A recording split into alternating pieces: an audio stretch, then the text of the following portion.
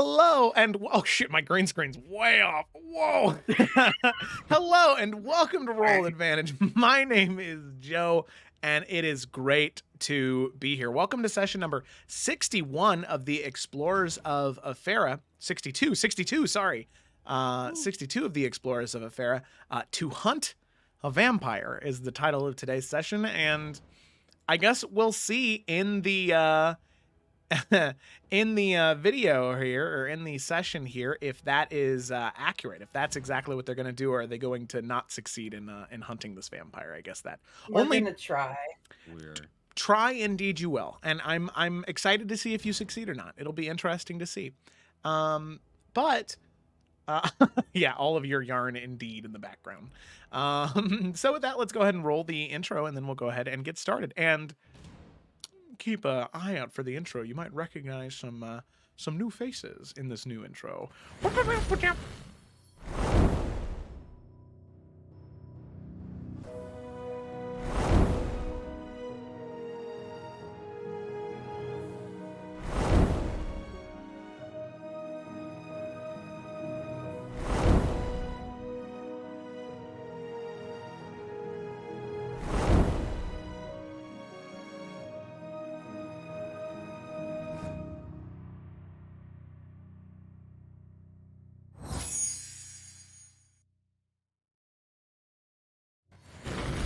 Called Oiven, Yeah. so it's not like a huge plot twist. No offense, Eric.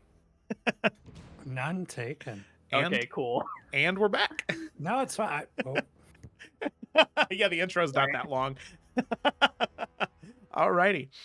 So with that, oh wow, look at all these vampires in the chat. Look at that. All right.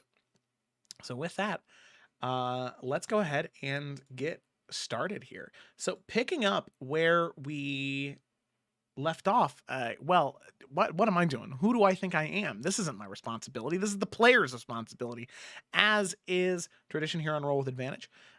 We have the players do the summaries before the session. So with that, LS, it is your turn to do the summary. Take it away. We got back to New Efera, and there were like throngs of people, and they were like, "Oh my!" And saw Governor Torin, and he told us of that Nahara, Thomas, and Fro were there, and that there were a lot of people waiting to talk to us. But we were there to see Duncan's ex-wife, Grace Baines.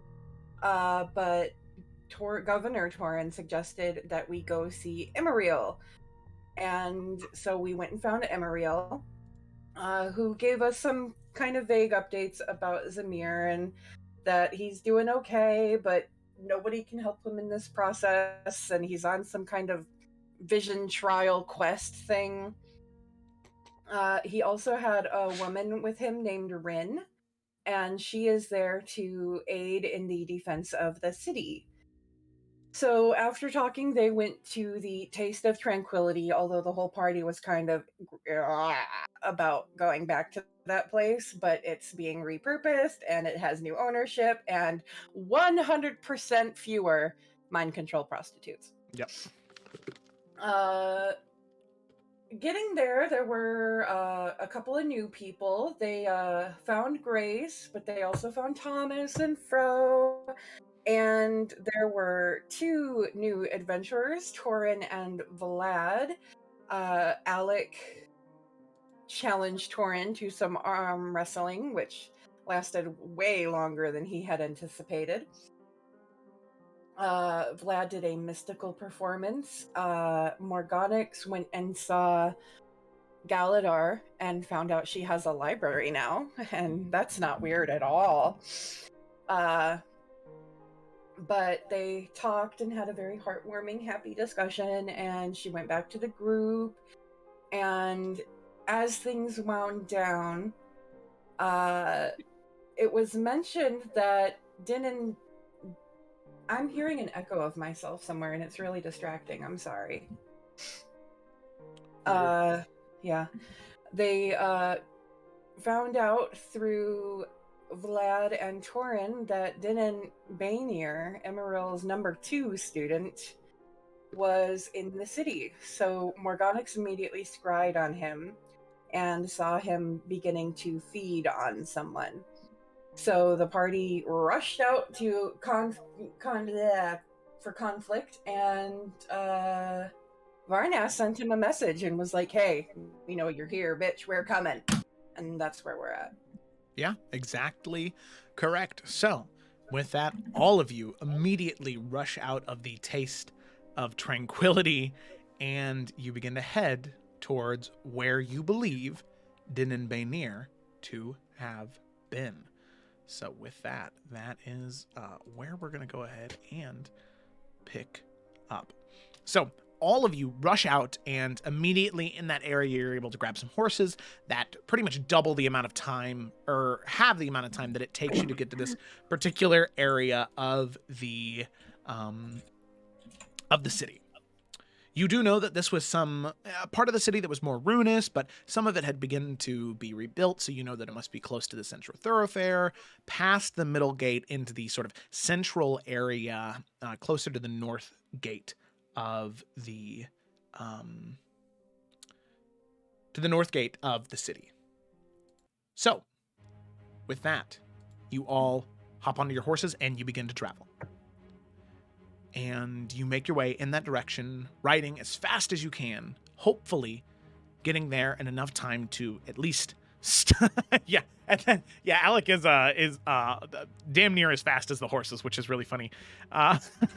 Yeah. So she begins to just run next to the horses, sprinting, Doggelin following shortly behind. Takes you all about 15-20 minutes to get there. And one thing that is very odd as you begin to ride through and head towards this place, there is a fog that just sort of overtakes the area. And fog and mist isn't unnatural in Efera, considering the high humidity and high heat. But this is something different entirely. This mist and fog seems to like cling and move and shape and bend towards you, like tendrily fingers just sort of trying to reach out and grab you. DM. Yes. Can Torin pop a divine sense, please? Yeah, sure. So you pop divine sense, and within, what is it, 90 feet? 60 feet? 60? In the immediate vicinity, nothing. He's just gonna say, well, I don't sense any evil currently, so that's good. Means nothing to Morgonix. She doesn't know you can do that. Can she, at will, with her Eldritch Invocation, use Detect Magic? Yeah, and the range on Detect Magic is... Minimal. It's only like 30 feet. Okay. Yeah. So the fog itself is natural, because I don't think that the spell lets you know if it was magically summoned, but the fog itself at least is non-magical. Can Alec look to the sky? Yeah, go ahead and make a perception check.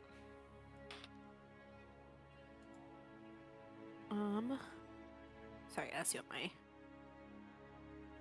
perception edition is. Oh fuck. +6? Hell yeah, man. 16. Okay. 16. 16 with that, as you look up and out towards the sky, there is nothing that you see too much right now. In fact, it's odd that that mist just slowly is beginning to rise and obscure the moonlight.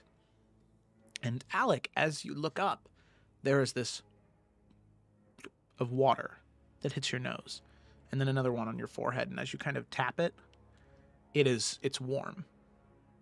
And the water's fairly thick, and as you swipe it off your nose, it's a blood drop. As slowly this I hate that I can see it rain on the screen. begins to fall, and it is thick and viscous and a deep crimson color that just begins to stain any of the whites on your clothes, any of the whites of your linens, or anything you're wearing. Just begins to be stained with that deep red crimson color. Is it like originating from something, or it's just literally raining blood right now? It's just raining blood right now. I detect magic up for 30 minutes. Yeah, Or not 10 minutes, I'm sorry. There's no magical effect on the blood. It's real blood. But it is seemingly just originating from the sky, but it is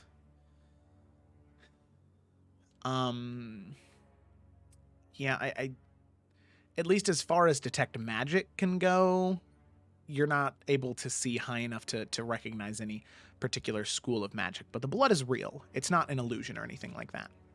Alec is going to raise her sword. She's very unbothered by blood. I mean, this is normal for her. Though she's usually the one causing it, so it is still unsettling. And she's just gonna kind of keep her guard up, but kind of like look to the others to see what they're thinking. Yeah, Yeah, Morganix is summoning the Arcanum brand, which gives off a little bit of light, too. A vampire is a creature, correct? Uh-huh.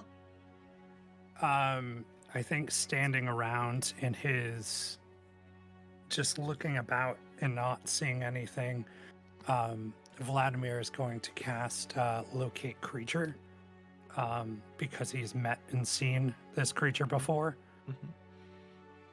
So he's just gonna cast that. Okay. So currently you can sense Denon is within 1,000 feet of you. And you know a very specific location. It is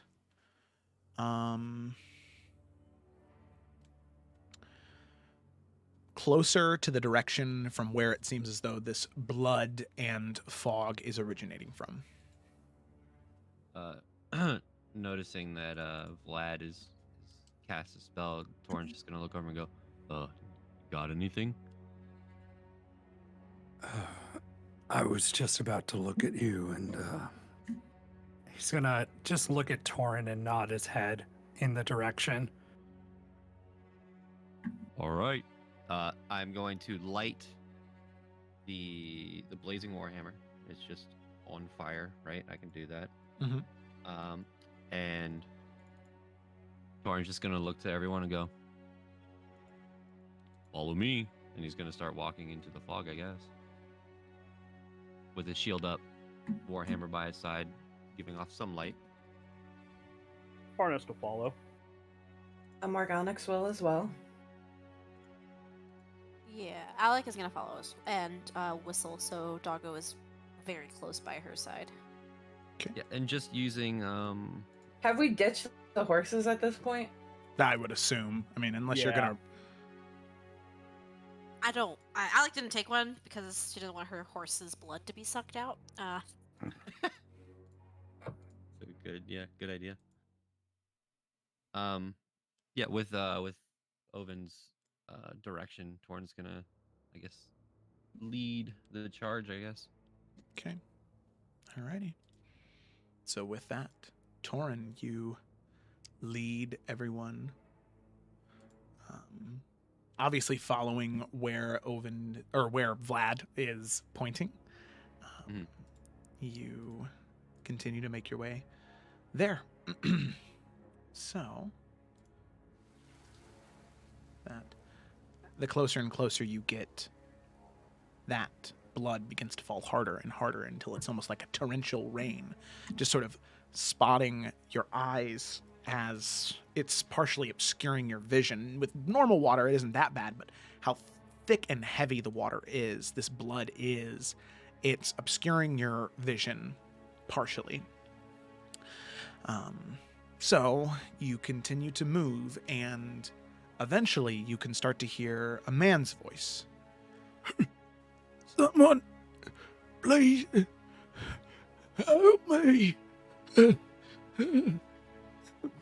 voice. Where is it coming from? In the direction that Ovend is pointing. I will follow that voice. Yeah, Torin's gonna. Yeah. Varnast will pick up the pace to head that way. Okay. Alrighty. So now what I'm going to go ahead and do is I'm going to go ahead and figure. While we're walking that way, Mhm. Torin is going to grab his amulet of the devout and use that to also, because my channel divinity is once an action, so it's one turn. He's going to do it once more, but using the amulet so I don't use one of my charges. So divine sense again. Okay. All right. While this is happening, you'll hear the words of Ovend over your ear, Torin, and just being like, don't fuck it up. And you get bardic inspiration. Torin just goes, whoa, jeez. Don't fuck it up. I love you. God. I love you too, bye. Okay. God, bye. jeez. Oh. Okay. Don't Alright. say it. God. Oh. Alrighty. Seriously, I love you. God. Just standing in the middle of this blood-soaked Yeah. street. It's falling down. Okay. Alrighty. So with that, as all of you get closer and closer, eventually,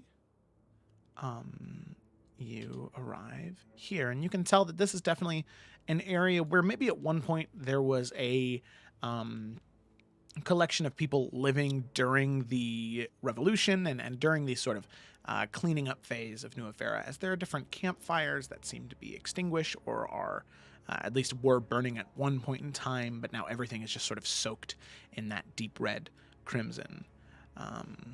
There are cots and tents, all seemingly abandoned, and eventually you come up to an area where you can see there are two bodies.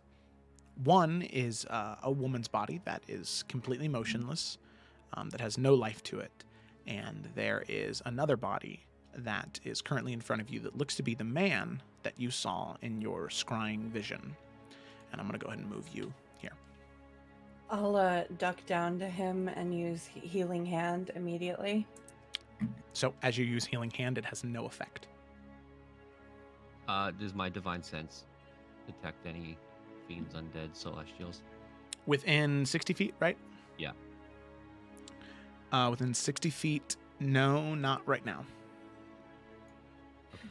How does this guy look? I mean, you can see that there are two small, like, holes, incisions right at his neck. And you can see that his face is gaunt and pale. And he is just, his eyes are also this milky white color as he is just on death's door. Can I try to stabilize him somehow? Varnast, I can't heal him. It's not working. Can Varnast, like, tell what's going on with this guy? Yeah, Varnast, go ahead and make a medicine check, I'll say. Or make a history check, actually. I am proficient in history. May I assist? Yeah. Okay, take Are advantage. you rolling or giving me advantage? I'll give you advantage. Okay. I will say while this is happening, Alec that's is better. just keeping an eye out, just scanning the area. Go ahead and make a perception check. 24. 24. 24.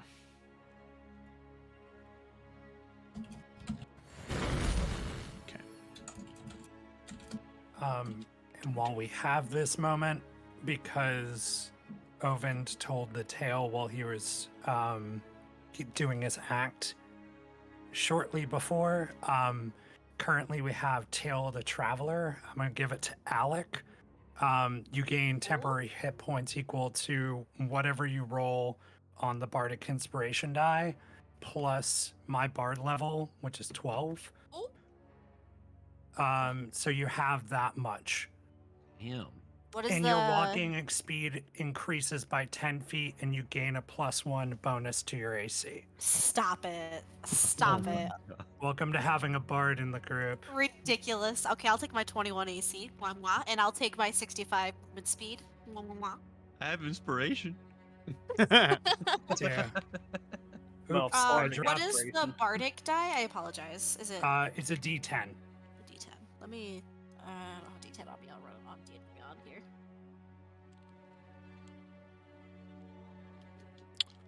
So Mine as got we're going through this, loading. Varnast with your 24. Yeah, you'll just have to. I don't understand what. Foundry's been very weird, and I think it has more to do with the forge.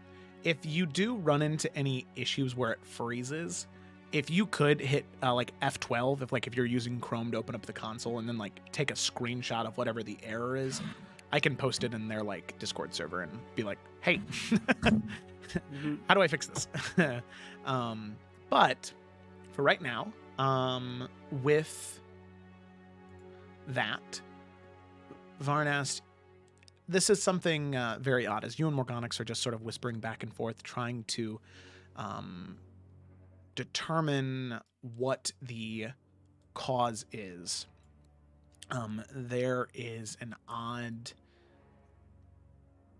it's a sad realization that the two of you make. As you can recognize the early stages of vampirism in this person. You can see that as they're just sort of like sitting there moaning, just asking for help, their skin turning pale, the veins on their neck beginning to bulge from the little bit of blood that is left in their body, those milky white eyes, and any light that is emanating from Torin's hammer or Morgonix, your blade, they're sort of shielding their eyes from it. As they are in this state of being between life and death, where they're not entirely undead, but they are also no longer alive. We were talking about this before the game started. Would a greater restoration fix this?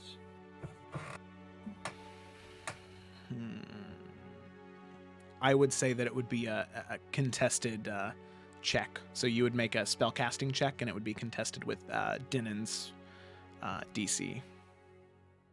Okay.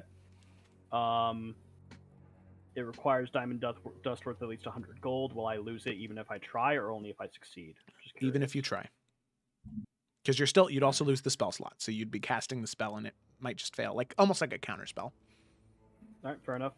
Yeah, Varnast will pull out a part of his diamond and attempt to cast Greater Restoration on him. All right. Okay, so go ahead and make a we'll say a spell check. So whatever your spell attack bonus is, that plus a d20 roll, and if it beats Dinan's DC, then Well, I really hope this beats his DC because it's a 28. okay, 28. That will beat the DC, but just barely. I'm just kidding. I was like, if it doesn't, we might want to leave. This was a bad decision. So a 28, it does break the DC, and you can see some of the texture and color return to the skin. The two holes around his neck, there are two small spurts of blood. That doesn't save him. He still dies, but it prevents him from turning into some type of creature. However, as the two of you were focused on this, Alec, you can see the woman off to the side, that body slowly begins to convulse. And Can I stab it immediately? yeah, you'd have to run over to it, as you would Alec be would. running over here. Okay. Wait, I'm sorry. I feel like Oh. Alec is not familiar with vampires, and that was a Kayla decision. Okay. I'm just saying, like, I feel like she doesn't really know what's happening. Like, Mhm. is that safe to assume? Like, she's never experienced this before. No. The most interaction she had with vampires was Kareem, and that was so long ago, and nothing Yeah. like this ever happened. So Uh, you could run over. Yeah. So as you run over, you can see the woman convulsing, and she begins to like foam at the mouth as she just begins to rock back and forth and roll and thrash on the ground. This just blood like raining down on her as she's just like gripping her fingers into the dirt. And Alec, it's very odd as you can see her form slowly begin to shift and change, there are these mats of fur that begin to grow around her skin. Her Then Alec face would begins just to put her sword elongate. through it. The nails on her fingers begin to sharpen as she Yeah, slowly while she's stabbing it. begins to shift from this human woman to some type of vampire gnoll hybrid. Yeah, As I mean, Alec is familiar with that look. Flashbacks to Logan. Maybe not vampiric, but it's she's gonna stab it at that. If that's what she sees, straight down. yeah, okay. Go ahead and roll for an attack. So at this point, the transformation process has completed. As you see all that. Sorry, guys. And yep, make the one attack. And then Varnast, having cast the spell, It's a 24 to hit. 24 to hit. Okay, go ahead and roll your damage.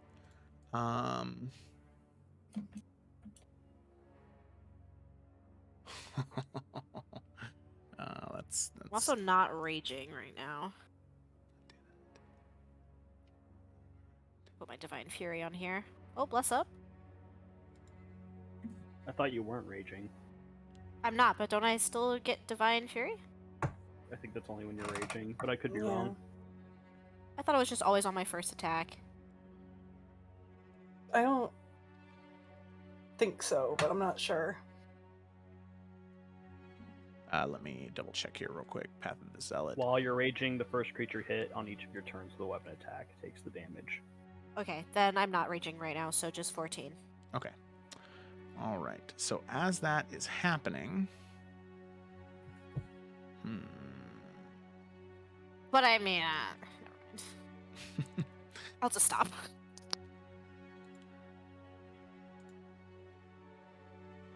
all right. Sorry, I'm just double checking something here.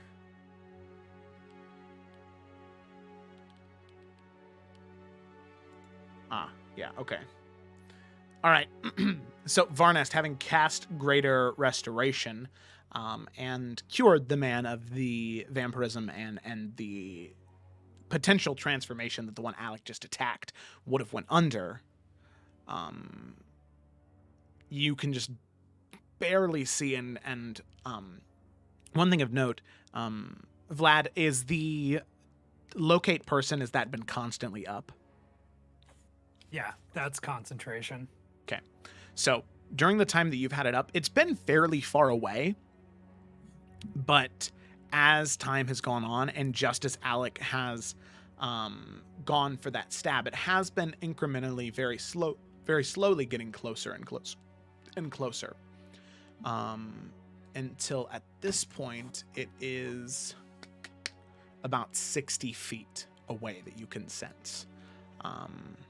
But the buildings are so collapsed and so cluttered that you can't exactly, you can't see anybody yet, especially with the fog and with the rain. But as soon as you it stops, and you can't see anything from that area, but you know where it's stopping at. You can see this flash of green light, and Varnast, I need you to make a Constitution saving throw. Oh, dick. He's mad I took his servant. Also, do I feel where this thing is because of my divine sense, and it's in 60 feet now? Yes. So, oh no, why is that? Oh, that's terrible. Okay. 21, by the way. Okay. 21. So that is a success. Was that a saving throw, by the way? Yes. That would be technically a 25 for him because I have Aura of Protection. 25. +4. Better success. Yes. There's saving throws if they're in 10 feet within 10 feet of me. An even better saving throw. All right. So Varnast, what would have been, let's see here. Sorry, it's taking me so long to pull this up here. What would have been, get out of there.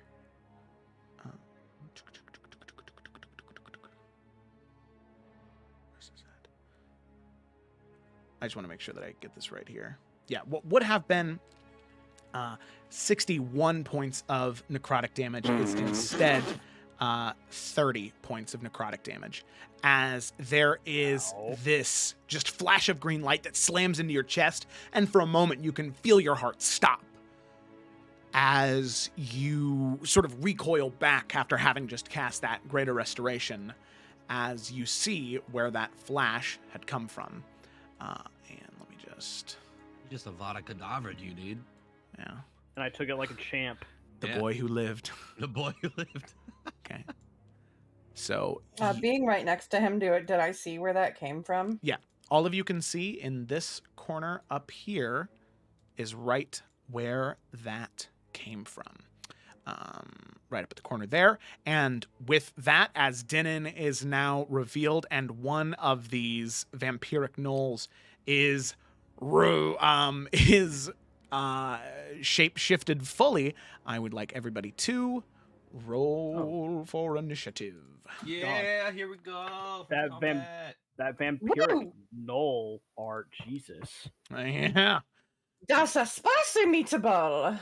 I got a 14. That's if Jar Jar Binks was Italian. You're welcome. Thank you so much We for all your needed that in our contribution. lives. Yeah. That's a spicy meatball. Yeah, I also have Doggo, please. Oh yes, might be. Efera PCs. He is a PC after all. Okay. Is it gonna put him on the battle map? Oh my gosh, guys. First combat encounter together. Yeah, man. Oops. It's not- a vampire lord of some kind. There's so many things that are good against undead. Right. Sorry, guys. Alec would have killed this one sooner, but like she didn't know what the fuck was happening. Oh, it's Why- okay. Why are you It ain't you. sorry? You're in prime combat range to fuck this thing up. Yeah. Where is? Not that base. Why is the token not dropping? That's odd. Okay, let me refresh my page. Man, I don't know. I've tried everything in the book to try and fix. Oh, doggy. Sorry, that gif you posted, Eric. I'm here So for cute. the gifts. So pure. Yeah, just so like because I probably will forget, if anybody is within 10 feet of me, you get a +4 to your saving throws and you can't be charmed Nice. Nice. Appreciate that. because I'm a devoted boy. Devoted. All right, there we go. Oh, yeah, wow. and Alec, you have that special ability thing that I gave you until I do that spell again. Or Oh, not that's amazing. spell, but yeah, so you'll have it until even if you lose the temporary hit points, you still will have the plus AC and Plus up. speed. So yeah. Ugh, you rock. Okay, all right. I will use it.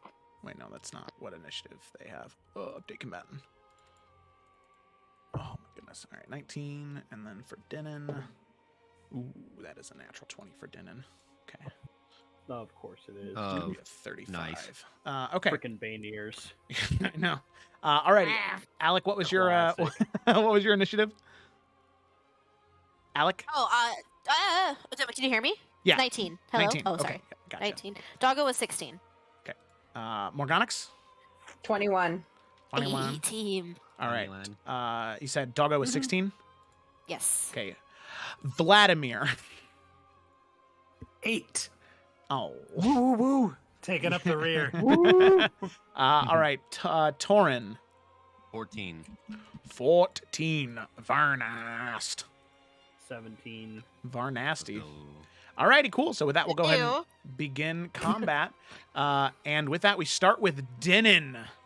Denon, my boy. Denon is going to... He's going to see that you succeeded, Varnast, and he's going to be personally offended. And he's going to say, well, remind me next time not to go so easy starting off. And he is going to crack his fingers, and with that, you can see these like sharp nails coming off his fingers as in the entire Whoa. area around. Let's see. Oh god, this is gonna be pretty gross. 30-foot cube. right? Yeah. Okay. Since you killed one of his gnolls, it doesn't really matter to him anymore. So he's going to go ahead and cast a spell. Let me go ahead and pull a 30-foot cube up. Oh no. Man, I'm bad at. Okay, there we go. Cube. All right, 30-foot cube. Yep, there we go. All right. So I need Varnast, Morgonix, Ovend, Torin, and Vlad to make some good old Constitution saving throws. Ooh. And are we I'm adding really good something at to this? Are we adding something because of Torin? Plus 4. Actually, yeah, +4. Everyone. Okay. 25.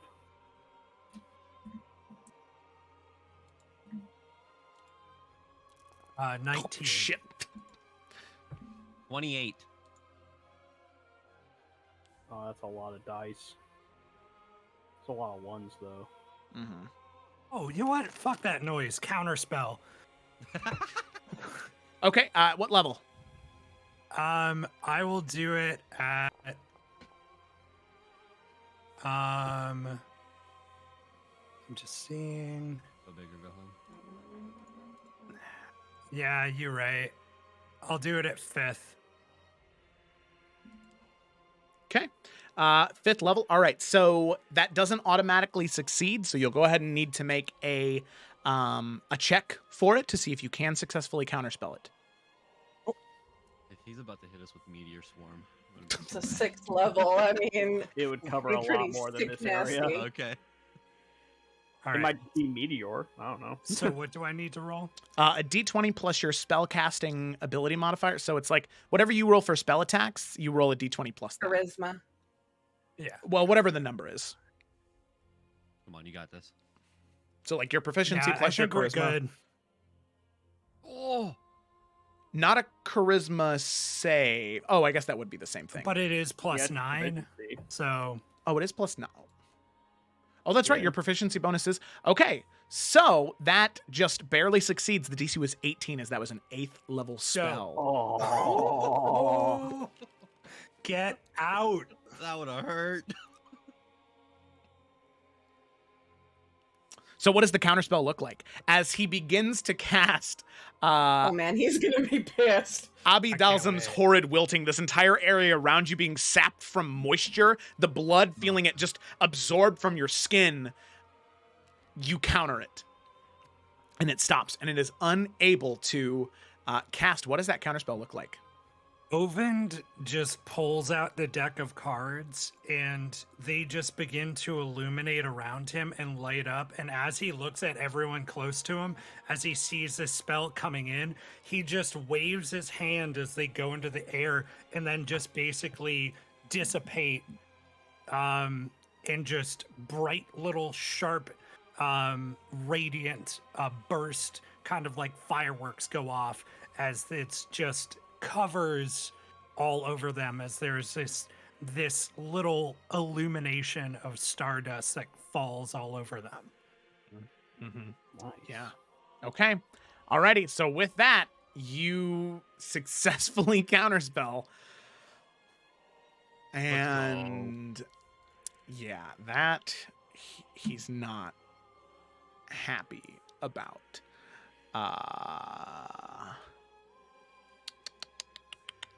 So as you do that, you can see him just as the magic is sapped from the area, the spell is blocked. He just, that confidence that was on his face slowly begins to fade away to this just look of anger. And he doesn't say anything. As he will... Ooh, yeah.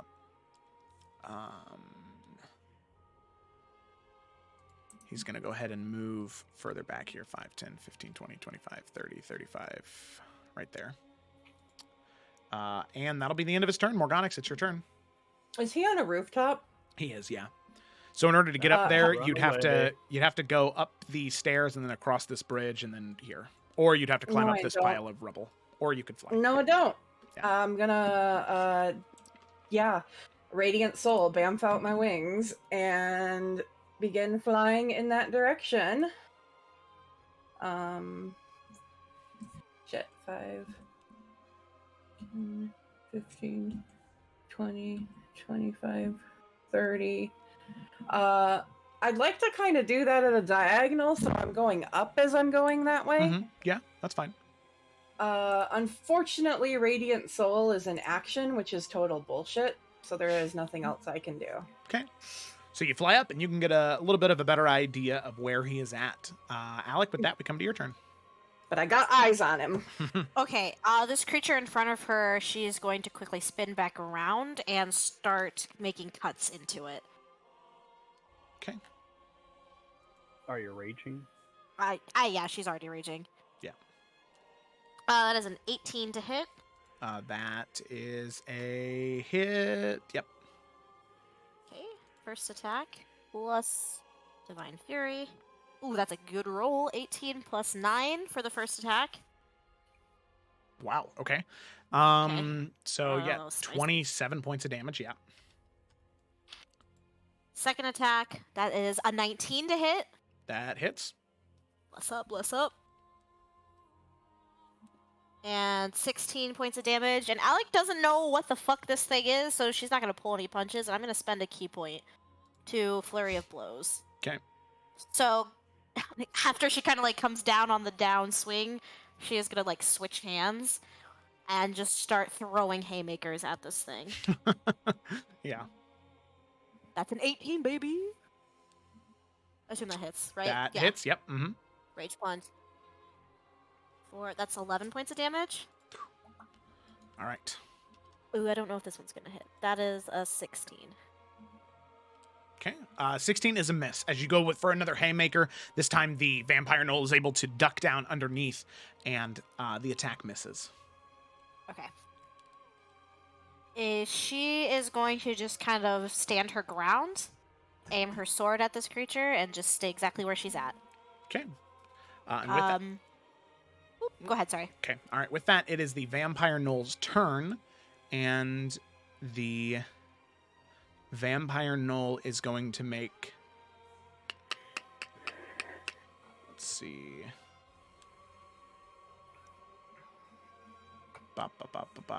Sorry. It's going to go ahead and make 4 attacks, as it like has this absolutely feral ferocity to it, especially after being hacked into for so long. Just like a powder keg about to explode, it just unleashes these rapid attacks. So 2 claw attacks and then 2 bite attacks as it tries to chomp down on your neck, Alec. So we'll take the 2 claw attacks first. That's going to be 1, 2. So God, your AC is so high though. So that's an 18 and a 24.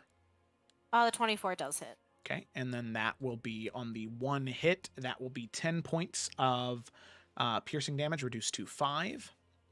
And then we have our 2 bite attacks. 1, 2. Okay, so that is an 11 and a 22. The 22 does hit. Okay, so then we have our damage for the bite. So that would be 11 points of piercing damage reduced to 5, and then 7 points of necrotic damage that is not reduced. However, your hit point maximum is also reduced by 7. And Like, the permanently? no, just until a long rest. Oh, okay. And the knoll will regain 7 hit points from that. I have to make that somewhere else then.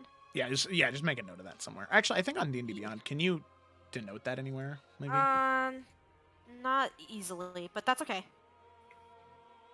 Oh, you can. If you click on hit points, No. I'll just max do HP it. modifier, you can hit -7, and then. I don't want it to like mess up my sheet, so I'm just gonna keep a sticky note.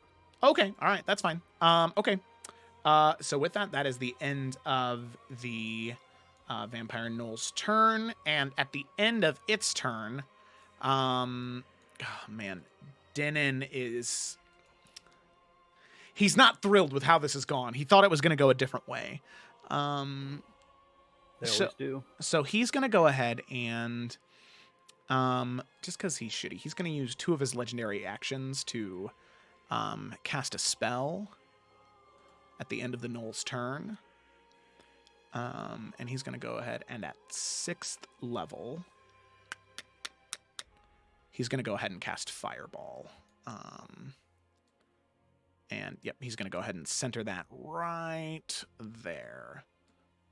So that's going to hit, well, he's going to center it right here. So that'll hit Morgonix. All 4 of us Yep, again. all 4 of you again. All right, so I need all 4 of you to make dexterity saving throws, but Varnast and Vlad, you will get that +4, but sadly, Morgonix, you will not.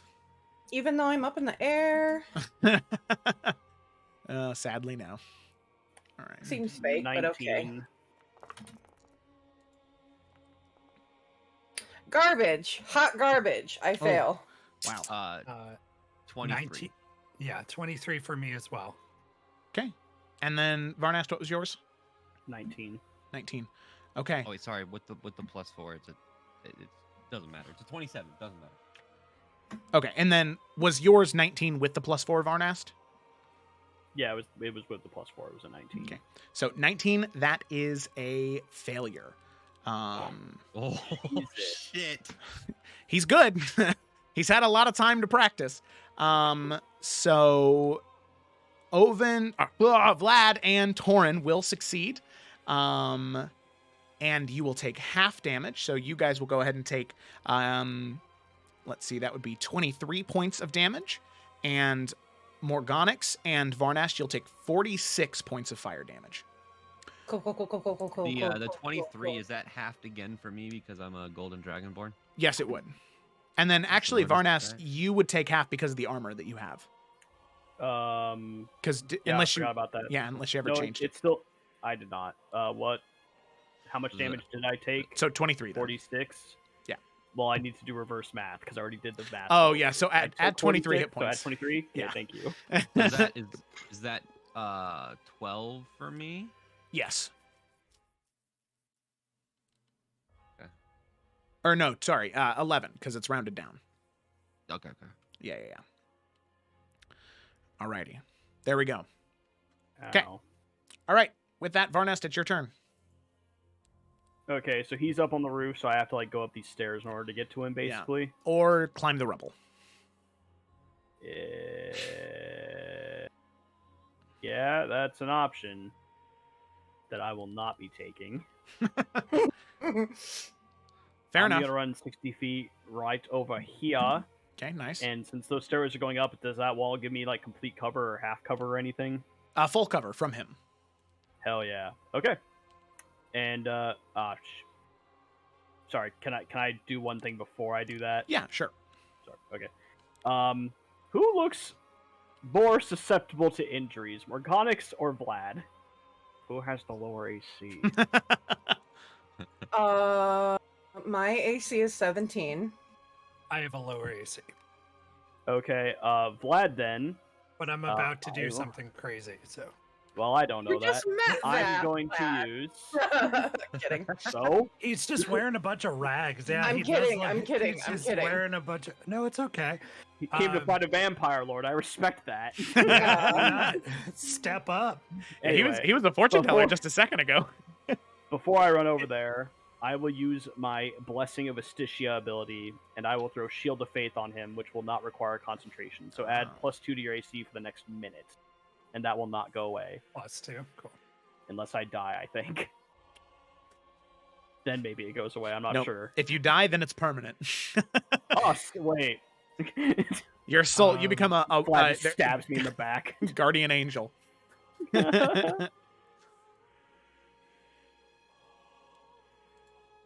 Torin, if you hold your action, I can get you closer. My action? If you hold your action, Mhm. I can get you closer to him. Oh. Okay. All right. With that, Varnast, anything else? No, because that was my action, bonus action, and movement, Oh, so I I'm know done. what you can do. Alrighty. With that, we move to Morning Light's turn. VP! Morning Light is going to jump around to this side and take a couple bites out of this boy right here. Sounds good. Add that D6, my boy. Oh, hell yeah. 15, 16, 17, 19, 20, 21. 21 hits. less. I'm gonna roll his damage on here. Was that an advantage too? No, you have to be within 5 feet of him. Never mind. Sorry, Yeah. I always forget how back. Sorry, I was trying to roll the damage on here, but I rolled the attack as well. All right, 10 points of piercing damage. That's That was his first attack. Now that damage is reduced to 5 because Doglin's or Morning Light's bite is not magic yet. We really need to level Morning Light up. Well, his bite doesn't become magical just from leveling up. This is 23 to hit. 23 will hit. Yeah. Alright, I'm gonna roll this again because I don't know how else to roll the dice for it. Okay. 11 points. It's of 11 piercing. points. Or- Is this creature small enough to where his prone would perhaps work? Yep. Mm-hmm. Okay. Needs to make a strength saving throw. Okay. Sorry, I just need to do that. Whoa. There we go. Okay, that's fine. Whoa. What? Sure. Sure, they're probably good at it, but Okay. Strength Shot. saving throw. Yeah. Okay. That first one is a 21, and for the second attack, that is a 12. yeah, his DC is only So 11. Yeah. Oh, baby. All right. Anything else for Morning Light? That's still about 10 points of damage, so that's nothing to scoff at. That's about it. Alrighty. Torin, it's your turn. Okay.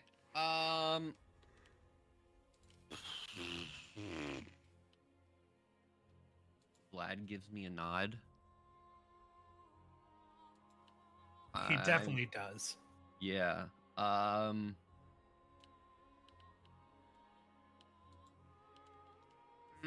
I'm going to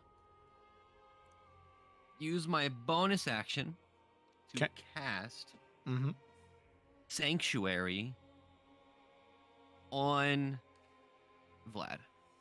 Oh, that's nice. Oh, So now, not only do you have that other buff, you now anything that attacks you needs to make a Wisdom saving throw. I greatly appreciate that because this next move is reckless. I figured it would be. So there's that, and I'm gonna hold my action. Okay. I'm gonna hold. Sorry, I have to declare. I think right. Yes. I'm going to hold. Okay. All right. Sounds Sorry, good. guys. That's no, it's okay. What? Um, No. hold your action for. Yeah, that's what I'm trying to. Sorry. No, you're good. You're good. You're good. No.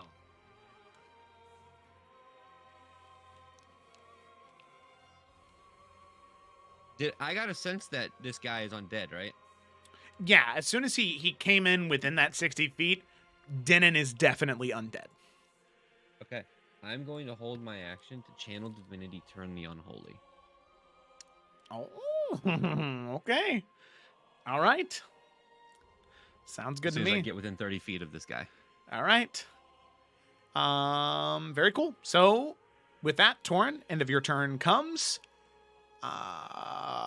He has one legendary action left. Does he want to do anything with that one legendary action?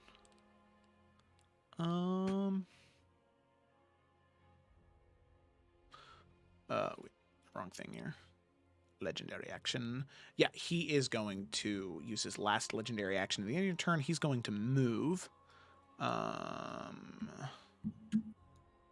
And he's going to go ahead and move.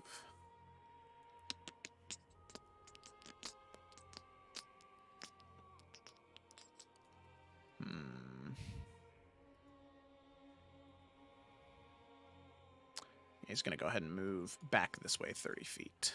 Bop. Going to pop around the corner there. All right. Oven, or Vlad, it's your turn. No worries. Just call him Oven. It's all good. He's gonna tell the party who he actually is after this fight anyway, so it's all good. Hey, no spoilers. It's all right. Oven is going to look at Torin and go, "Remember the pirate ship? Hold on." And he'll link arms with, or he'll do like a gladiator handshake with Torin. Yeah. And then he will cast Dimension Door and bamf him within 30 feet of good old Denon, yeah. Denon. Yeah. All right. Uh, Woo! needs cool. to make a wisdom saving throw. The second he drops, yeah, that held action gets released. Alrighty, wisdom saving throw, you said? Mm-hmm. Wisdom save. Probably Okay. really good at these. I mean, what's the DC? 16. 16? Okay. All right. So there's a good chance. Yeah, that's a 17 plus 6. So, Well, yeah, that's that's good. 23. So he's not amazing, but. All right. So you can see that as you present your holy symbol, just this devilish cackle just.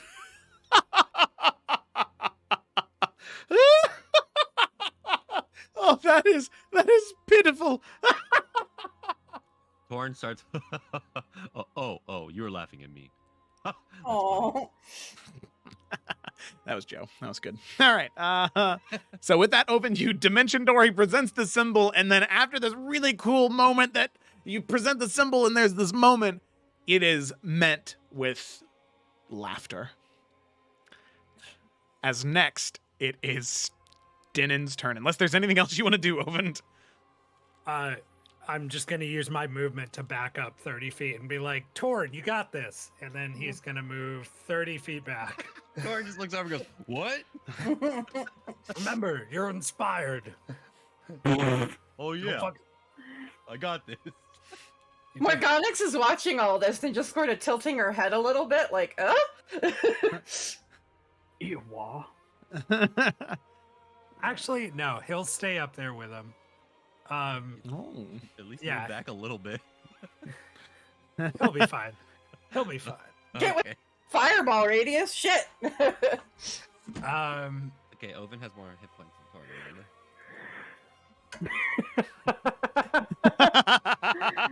Damn. Savage. It's amazing. All right. Now he And moves that's back. it. That's my. And then he moves. Okay. So you move back. You kind of move back catty corner. And as you run back, it is Denon's turn. And Denon, just like 30 feet away from you, Ovend, he's just going to smile and say, well, this is going to be fun. And he is going to, oh no. Oh, what is the better? Oh, I don't know. I'm kind of thinking I should have cast Sanctuary on myself. Probably wouldn't have been a terrible idea. No, I didn't think Oven was just gonna leave me. You know?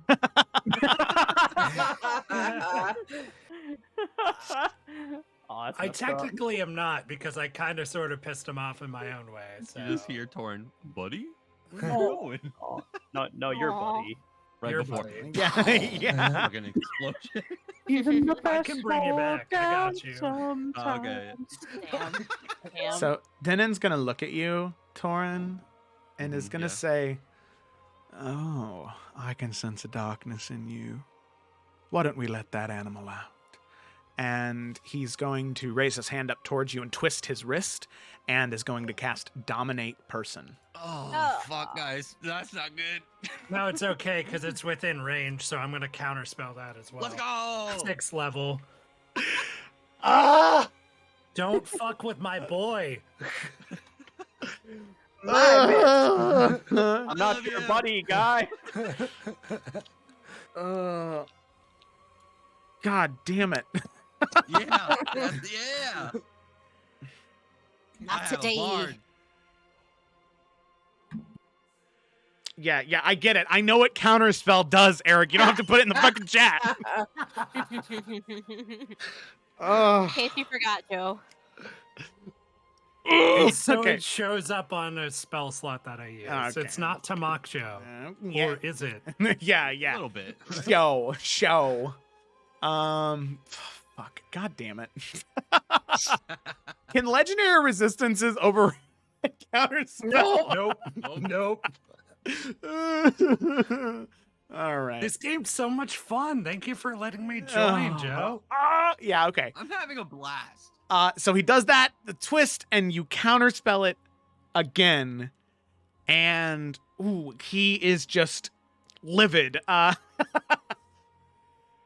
Origin, and it happens to lots of guys. And This time, Oven holds up the card, the Tower, and just it illuminates, and the shaking of the area around it just makes his wrist twist a little bit too much.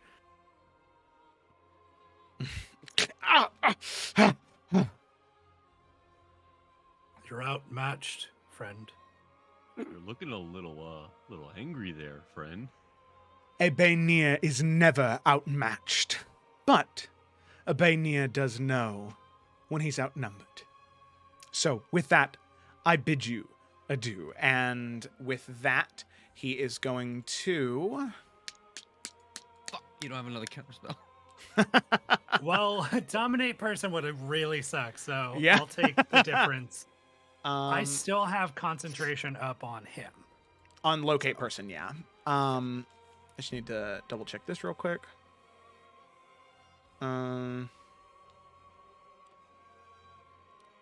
He's already used his action. He's only got a bonus left. I am. Might be a little legendary action. This. I know. Yeah. I'm just desperate. Yeah. So with that, he's going to use his movement to just sort of in one fluid action in his turn, that's sort of elevated like 30, 40 feet off the ground. He's going to jump off and then sort of end his turn as he's falling. And then at the end of his turn, use 2 of his legendary actions to cast a spell. And he's going to cast Dimension Door, teleporting 400 feet away. And as he teleports 400 feet away, we'll go ahead and come back to what we notice on Oven's turn at the end of the turn order. Okay, so with that, he's gone, and Morganix, it's your turn. Okay, well, I've lost eyes on him. I don't think I know he's dimension doored though. Yeah, you just saw him jump off the roof. Yeah, so I will use my 30 feet of movement to get more in that direction. And then I will Eldritch Blast that Vampire Knoll. Alrighty, sounds good. Go ahead and make your attacks. I think I get 3 of these now? Yeah, 3 beams. Okay. Pew, pew, pew. First one is garbage. It's a 13. Yeah, that is a miss. Second one is 22. That is a hit. Third one is much better. Yeah, 28. Yeah. Okay. All right, all 3 of those hit? Or no, just the last 2 hit. No. Yeah. Last 2 hit, yeah. Okay. So roll 2d10 plus 10 plus I am adding my radiant damage for Radiant Soul. Nice. Yes. So that will be 31 points of damage, Okay. with 12 of it being radiant. Alrighty. So with that, 31 points of damage, the 12 radiant. As the bolt slams into the knoll, you can see that the radiant or the force damage is enough to knock it down, and you can see that as it takes the radiant damage, you could tell that it was about to shift into this cloud of mist. But as soon as the radiant damage reverberates through the body of the knoll, the body just begins to wither and crack and burn as if lit aflame. Alec, don't eat that one. He just makes a face at it. Okay, and then with that, I will say that as this creature now is dead, sort of withering on the ground, burning away, Alec, as we get to your turn, I'd probably say at about that point, Denon would have used his last legendary action to move, and Ovend, you would be able to get the sense that he is now moving at an exponentially fast rate, as if he's shape changed into some type of either a cloud of mist or a bat, and is currently flying away until eventually the sense drops. And with that, the fog is dispersed as he gets a certain distance away, and the rain of blood also stops, as now all of you have exited combat, and for the most part, you seem to be safe. Coward. Alec is going to kind of walk over to everyone else. I will land before my wings go away. She's totally fine with being covered in blood. She's kind of like normal, but kind of coming out Morgonix of is that not. rage. I am prestidigitating that crap off of myself. She's just gonna say, "Is he dead?" No, he ran. He ran. Can you pick Yeah. up the trail again? I He- can't. He's moving too fast. Either wings or... I don't know. I've never seen anything like this before. Seems like a scaredy cat to me. Who runs from a fight? Somebody that is smart enough to know when they're outmatched. How? I guess. Preservation of life or an appetite, I guess. I You don't seem- like him running around New Efera. What if he leaves the city? He's going to leave. He's not going to stay here after he knows that we were able to find him once. I think that's preferable. I don't want him to stay in such a highly populated area. Especially with so many people that are poor. Or displaced. Or lost. Well, couldn't we keep tracking him down? I mean, can't go too far, right? One job at a time, Torin, remember. All This right. is a pretty important job for us. Thank you for coming. We did not expect that. We appreciate your help. Why not? I mean, we're friends. Well, yeah, Oh, right? sure. I could scry on him again. I think rest is needed for myself. If he's chosen to retreat, we're not going to be able to catch him at this time. We were only able to find him because he had his guard lowered and he waited for us in the first place. Pursuing Renau would just be folly. He'd lead us into a trap, if anything. You're right. I'm going to make sure Nahara and the governor know. They have to at least be aware that this creature is running around town. Absolutely. Setting up curfews and other means to protect the populace would probably be the best, especially if there's an area for people to shelter.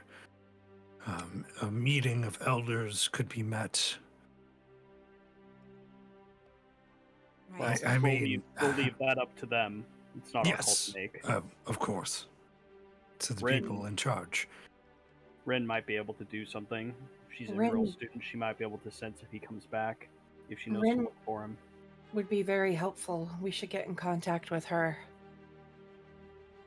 I can send her a message. It's late and we are leaving very early in the morning. Okay. You could also let the governor know Varnast. Of course.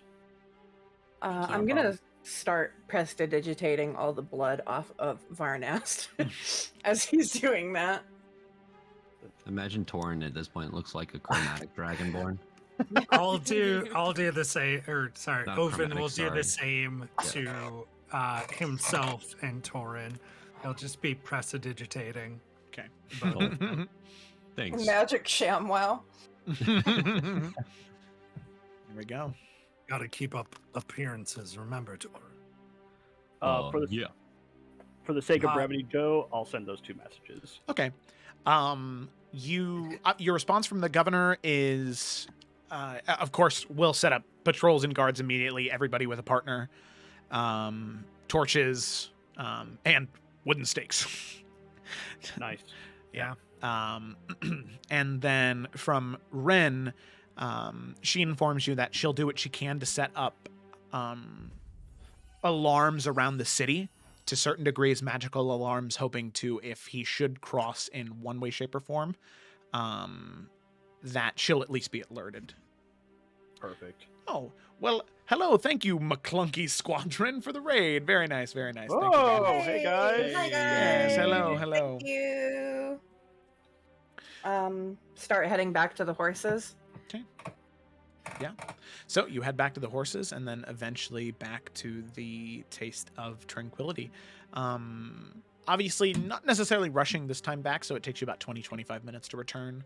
And it's now getting fairly late as you return to the tavern after your very brief encounter with Dinin Baynir.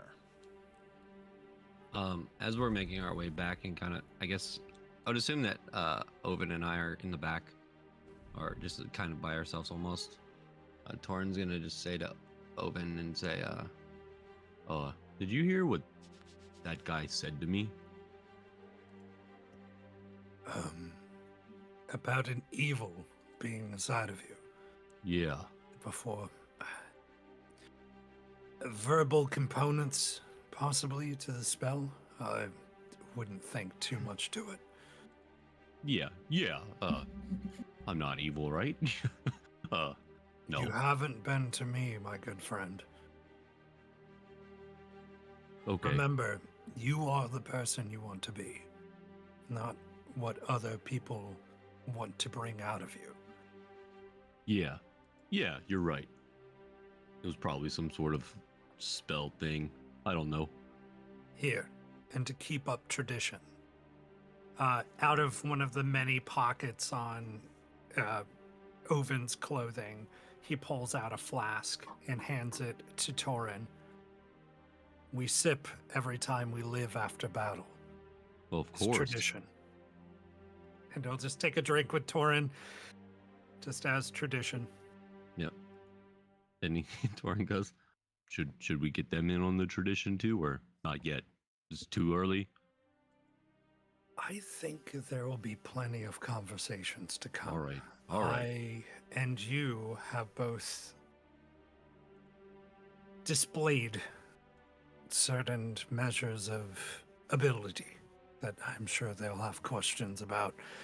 Also, I saw theirs as well. Wings Yeah, they're really sprouting, impressive. and I saw that. they work together. I think we are in good hands, but caution. Always. Yeah. All right. Well, let's head back to the tavern. Very well. Alrighty. So with that, everybody heads back to the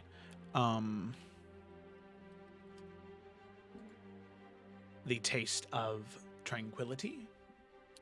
And Do we have enough time to get a long rest? Yeah, you would before leaving, like right in the morning. Yeah. Oh, thank God. Mm-hmm. Yeah.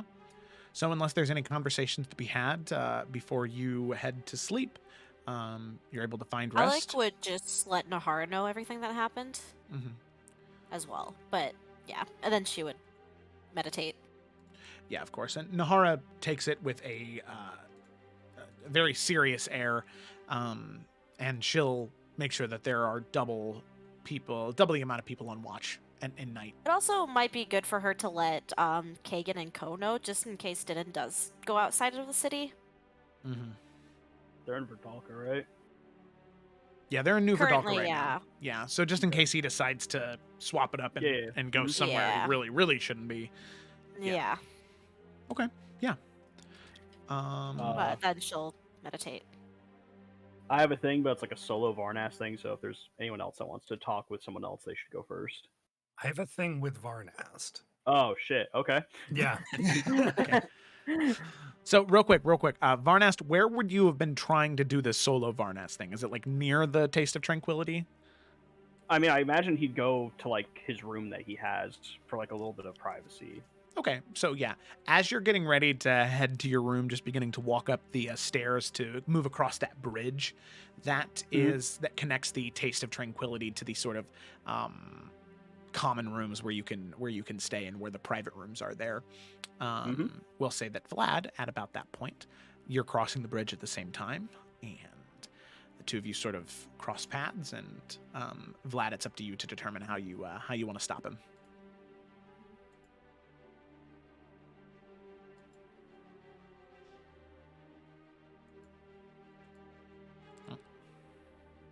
Hello. Eric. Oh. I was talking, but I was muted on my own mic. He'll put a hand out and he will go, Varnas, do you mind holding up for a minute so I could talk to you in private? Varnas kind of just like stops and looks over at Vlad. That's gonna be so hard. I'm sorry. Sure. Did you have somewhere in mind exactly? Here is fine. All right. Well, What's on your let mind? the others go ahead.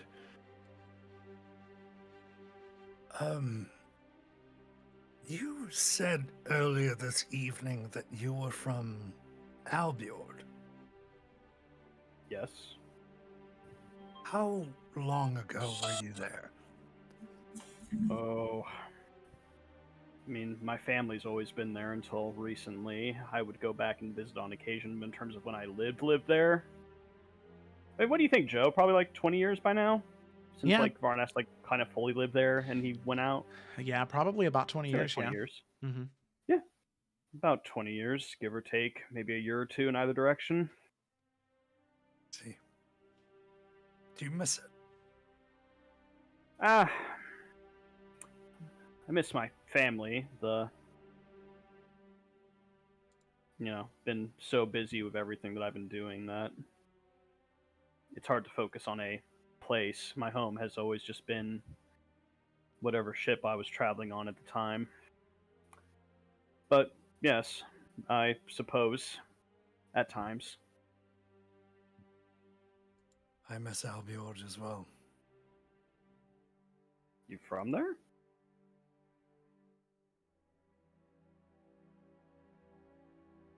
As a matter of fact, I am.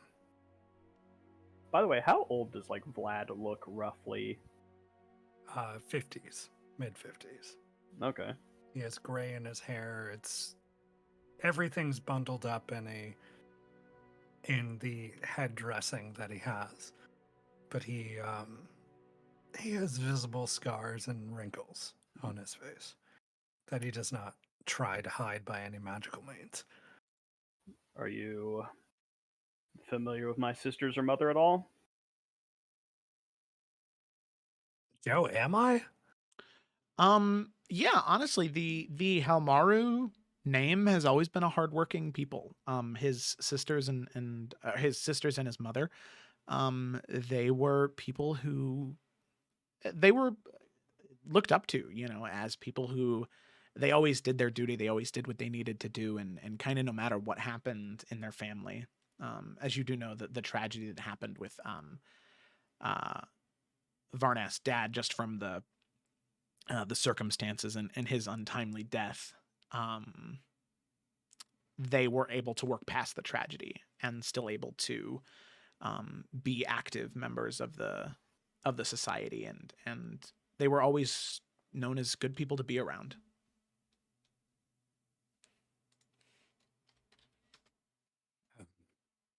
Yes. I could tell that you weren't the most fond of my show this evening, but the solitary act that you did for me when I was in harm showed something different. I have never been wronged in trusting anyone from Albiord.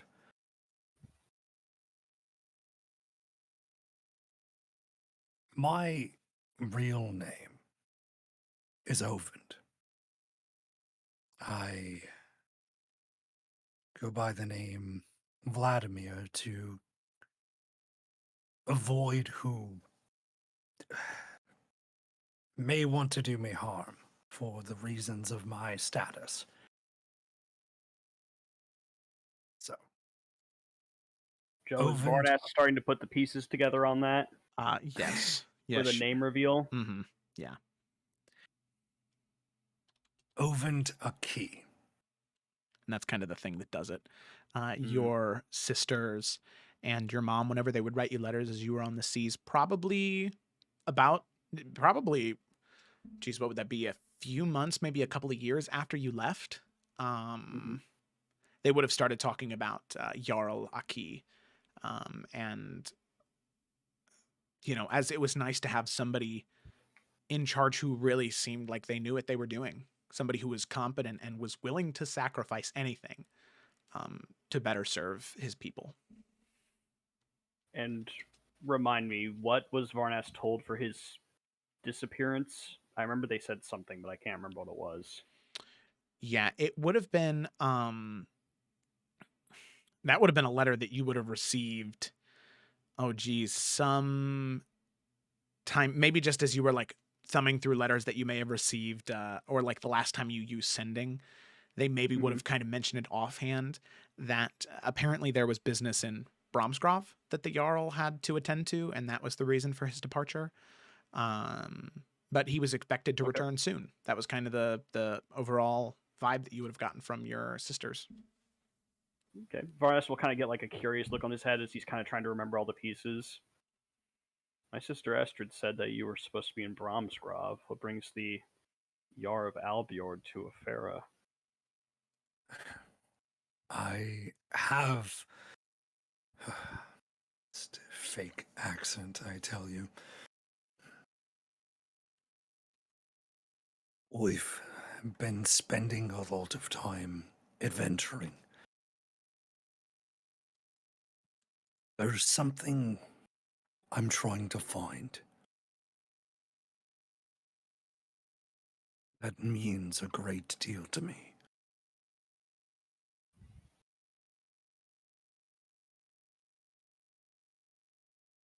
Would his family know about?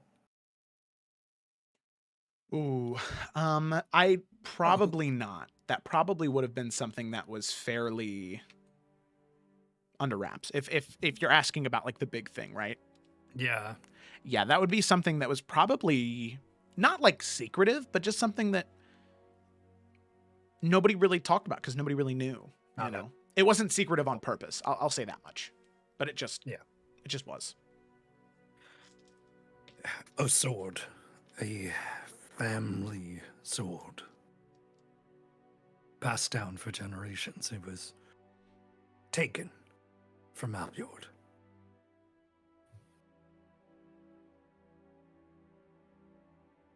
I see. And it made all its way to the Bloody Mesa in Efera? My visions show me that, yes. Why are you telling me all of this? Because you're kind. You're from Albiord, you understand the darkest winters. You understand getting behind something.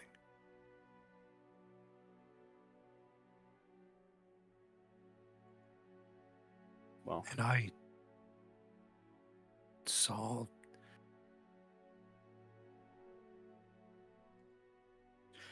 saw something that truly, I hope, isn't true in my vision. And I need to trust everyone around me, and I can't begin to trust them until they can trust me. And how can you do that unless you were to know who I am? fairly No sound. masks, no mirrors. Because apparently that form of myself you don't like. So hopefully my true self is more of your character. Well, honesty is always a good start. You've gifted me with honesty. May I return the same? You may? What have you heard about our adventures, the Wardens of Efera? Well, a certain watch merchant had all your names wrong, but still spoke very well of all of you.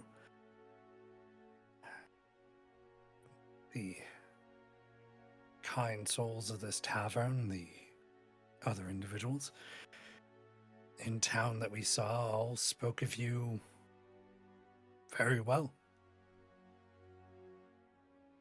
And you've been through a lot of hardships. And to any accord, if someone as evil as whatever the hell that thing we fought tonight was hates you, it shows you're on the right side. Well, those stories are very kind, and I'm sure what you heard for the most part was true. But I'm sure, as you know, the stories don't always tell the hard truth of what takes place. Well, We've there's been only very... of you now, so I can only imagine. We've been battered, bruised, torn, stabbed, cut, lied to on this journey. It's been much. Alec, that girl, so much responsibility rests on her shoulders. The fate of her people, her continent, her home, rests on what we're doing next. So I say this not out of disrespect, but for understanding. When we go out there, I will do everything I can to make sure you, Torin, and everyone is safe. This sword, I'm sure it is important to you, but it is not more important than all the lives that have been lost and can be saved by what we're doing out there. I will help you find your sword if I can, but it will not be my priority, and I hope you understand that.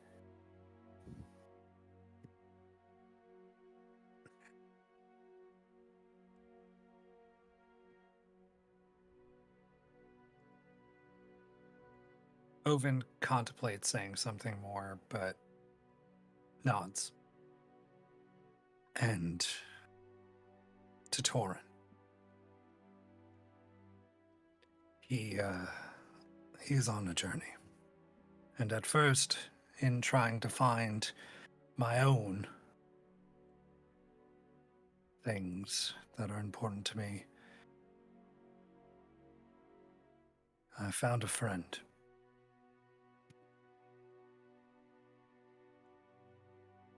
I will honor what you said and do the same.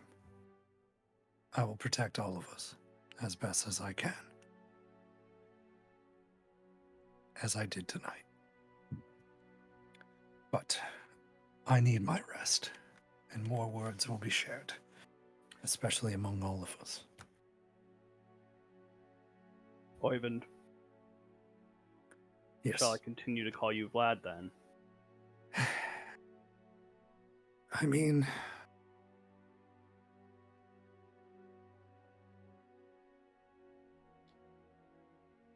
you never liked Vlad, so I'll let you decide.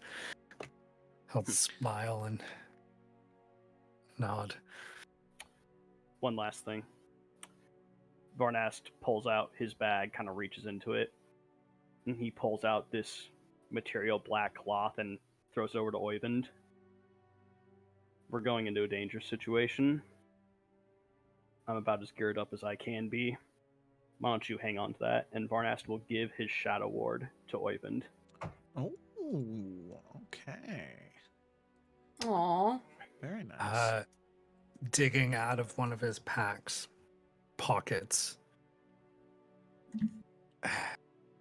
You understand, a gift for a gift.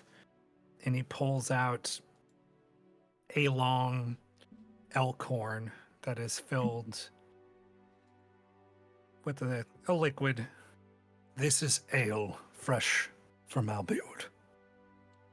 I do not know if you drink, but if you have not been home for a while, you may miss the taste.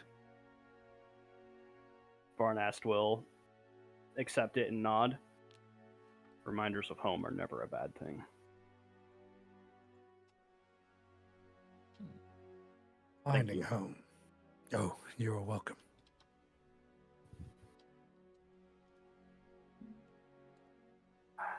Well, as you said, we both need to get some rest. Indeed. And I have preparations to make. We'll see you in the morning. In the morning it is. Oven will walk away. As will Varnast. Okay. Alrighty. So, with that, the two of you head your separate ways to different rooms throughout the Taste of Tranquility, and eventually the rest of you head to sleep for the night. I'll get Wait, Minerva well- back from Thomas.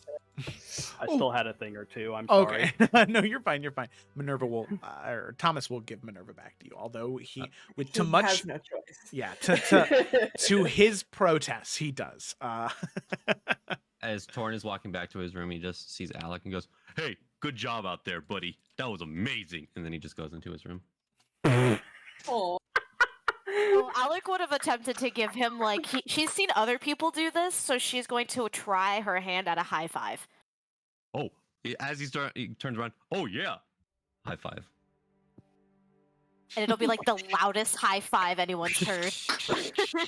Crack. The clapping of two large hands. It's like that fucking. The What was that thing with the Arnold window Schwarzenegger? shatters. Yeah. Yeah! All the predator Yeah. handshake. Yeah. That's that. Love it. You'll have love to it. teach me some of that sometime. That was awesome. I would be very happy to. You did a good job as well. Well, I didn't really do anything, but thanks. That's okay. Sometimes I think I enjoy a fight a little too much, but next time I will show you how in Efera we truly celebrate a victory. Oh. Okay, I'm Oh. looking very much forward to that. I would like you to know, though, I feel like I scared him off. He saw my face, and he was like, "Whoa," and then he ran. That is good. You have a face made for war. Torrin flashes a little bit and goes, "Oh, I've never heard that before." That's a good thing. Awesome. Got It one is, ugly that is why mug, we- dude. Alec just says that is why we paint our faces to scare our enemies. But if you already have a naturally frightening face, that is good. Yeah, it is good. Wait. Yeah, it is. Yeah. Okay. I'm gonna go to bed now. Have a good night, Torrin. You too. Good job. And he's just gonna walk in.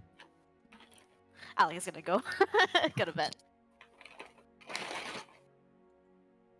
Okay. Still covered in blood. Yeah, of course. All right. Classic Alec. Nahara sees you come in and you like before you have this conversation, and she looks you up and down, and for a moment she's gonna ask if you want to take a bath, but then she thinks better of it and just lets you move on. Alrighty, cool. So with that, we'll go ahead and cut back to Varnast now. So Varnast, you separate from Ovend, and you make your way back to your room, and you have some privacy. What would you like to do? He'll like, undress and like get ready for bed. Mm-hmm. And when he's kind of like finally prepped, he'll sit down and he'll pull out his materials and he'll set this bowl on the counter and he'll pull out his flask full of like, glacier water from like back home, that really nice, cool blue one he has. Ooh, yeah. And he'll pour the water out until, it doesn't fill the bowl up, but there's like a fairly deep surface within it. And he'll kind of close his eyes and kind of focus for a minute, and then open his eyes again. Can you, excuse me. Can you hear me? He asks, trying to reach out to Asticia through the water.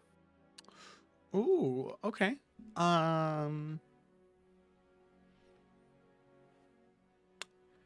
You can see even though the water is perfectly still right now, you can see it's almost as if somebody had just tapped their finger in the water as those like rings begin to ripple out. Yeah. Varnus kind of nods. Forgive me. I need to ask. I heard stories of a man today. Parido. Father Parido, he calls himself.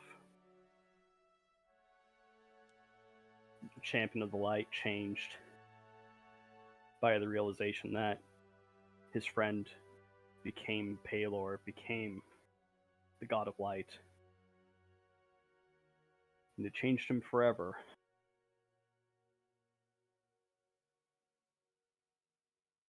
Are you... I know you're Istitia, but are the original. Were you a champion like Brahm was for Palor? I mean, no disrespect to ask. For these many, many years, you've been my friend. You helped me, you've been patient with me. But I don't want to become like him. And I need to know the truth.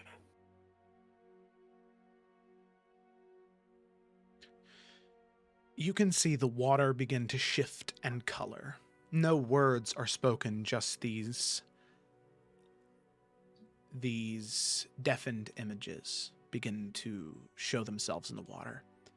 You can see the woman's face that you had seen on the shores of Port Sahala, the woman who had taken the blood hunter's blade from you and given you a new one. Woman of deep, deep, deep ebony skin, with hair like crashing waves and sea foam all around.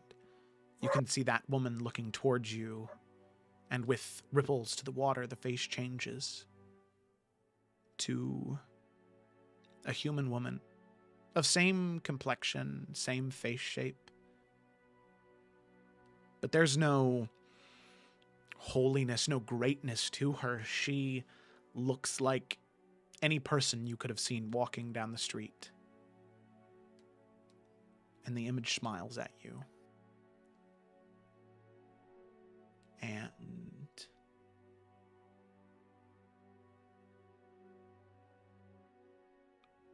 these words echo out from the water. I was just like you.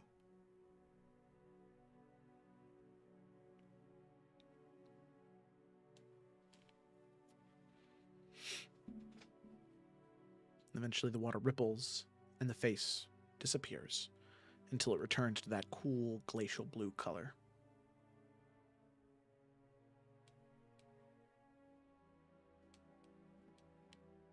Varnast will just kind of slowly nod his head and just stare at the water for probably like 10 minutes just in deep thought. And then, knowing that he has to sleep because they're getting up early, he'll, very gently pour the water back in his flask and eventually fall asleep. Okay. Alrighty. Sounds good.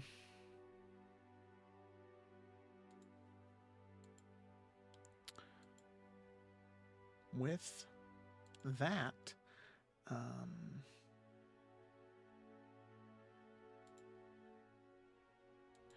you head to sleep, and all of you do the same. And as all of you sleep for the night and eventually wake up in the morning, ready to head your way into the Bloody Mesa, that is where we're going to go ahead and take our break. And then we'll be back in about 5 minutes, and we will head into the Bloody Mesa when we get back. All right, thanks for watching, and we will be ready to begin.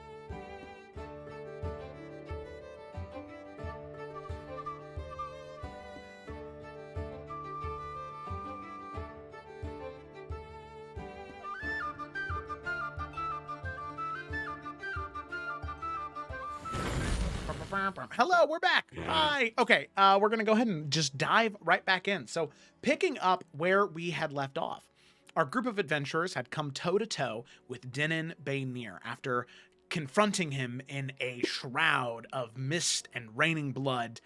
Thanks to some very, very, very clutch and very useful counterspells from Ovind, or as everyone else in the party except Varnas knows him as Vlad, they were able to. Well, the the fight was not nearly as deadly as it could have been because of these few counterspells that Ovind used in order to handicap Dinin, eventually making him realize that he needed to take a step back and retreat and come back to face the party another day. Now learning a few of the tricks they have up their sleeves, seeing them in action, loaded with information, Dinin heads off, and we'll probably see the party some other day. So, with that, the party headed back to the Taste of Tranquility. There was a small conversation between Ovind and Varnast, as Ovind revealed his true nature, previously being the Jarl, well, currently being the Jarl of Fjardeleth, not Fjardeleth, that's Odin, the Jarl of Alvjord, Varnast's hometown, the place where he grew up, and where his currently, for the most part, his sisters and mother are living. So Varnast's home and his Jarl is now a part of his adventuring party. But Varnast does make it clear that his priority is helping the people of Efera. And as much as he respects his Jarl, he's here for these people and here to help save these people. And he will try to help Ovind find this sword that he's looking for. But his priority is the people of Efera. And Ovind graciously understands and accepts that, and appreciates that he has somebody with him like Varnast. Two of them go their separate ways, ready to head to bed, and Alec and Torin have a brief interaction with one another as they high-five and shake hands that shatters the floorboards underneath their feet, and do all this cool bro stuff together. As Alec tells him the next time they fight something, she'll show him the true Eferan way to celebrate victory. Torin doesn't know what that is, and that is okay. Nummy nummy num. So, with that, everyone heads to sleep straight away, except for Varnast, as he has a small communion with Asticia. After hearing of a man named Parido, a man who had learned about a friend, a comrade of his on the field of battle, ascending to become a god, taking the throne of Pelor, and well, in that case, Brahm becoming Pelor, the first iteration of Pelor, a human ascending to godhood. When Parido learns of this, it caused him to abandon hope in the world. And Varnast wanted to know that if Asticia was the original Asticia or if it was just some person. And Asticia was honest with him and showed him the godlike form that he had come to recognize and see, and then showed him the form that she was before she ascended. A woman who could be living in New Efera right now. Could I ask a question? Yeah, sure. Okay, because the way Alec views this faith is very different, and that's like a discussion point between her and Varnast before. I guess for Kayla's understanding, so the primordials they're not different then. They all have been a person at one point in time? The primordials are different in their origin. So the primordials started as sentient elements. And then as those powers began to wane, they had to pick somebody powerful to replace them. Same as the gods. So their origin is different, where gods ascended and just became those things. So there was nobody who was the Lord of Light, and then somebody did something so great that the weave, the pattern recognized them for that and gave them divinity. The primordial titans, they started as sentient elements, sentient fire, sentient earth, sentient water, and sentient air. I'm And just then- clarifying like Alex's stance on things, so I appreciate it. T-way. Yeah, no, you're totally fine. And I would say that from the Eferan perspective, it wouldn't, I don't know if they would observe that, but it would almost be like everybody, depending on what tribe they are, collectively, they become a part of it. Like it's a That's collective the thing. spirit. Yeah, absolutely. It's very much that's like the whole thing where they return to the mud, like they go back to where they came from, essentially. Yeah, So, yeah.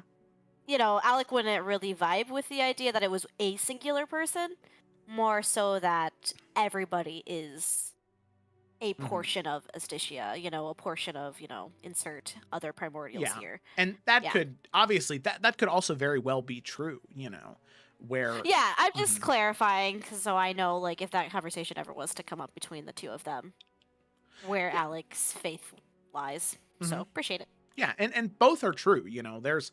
For those that are followers of Asticia, they do become a part of that, you know. Whereas if they don't want to be a part of the, you know, the seven heavens of Mount Celestia, or anywhere in between, they can just become part of that consciousness, and return to those elements. So both are correct. Nobody is wrong in this instance. Oh yeah, I wasn't thinking like that. Okay, alrighty.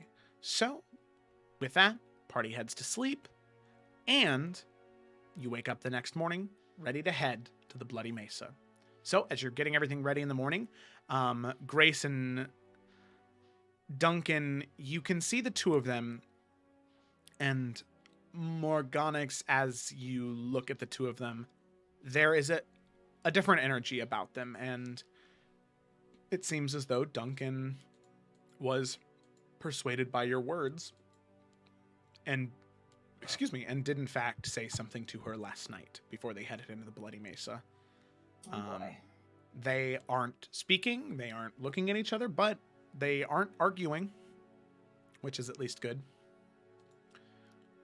So, with that, you all pack your things and prepare to leave, unless there's anything else you want to do in New Efera. Yep. I'm good. Okay. Yeah, Alec is okay. Alrighty. A-okay. So with that, you all begin the week-long journey to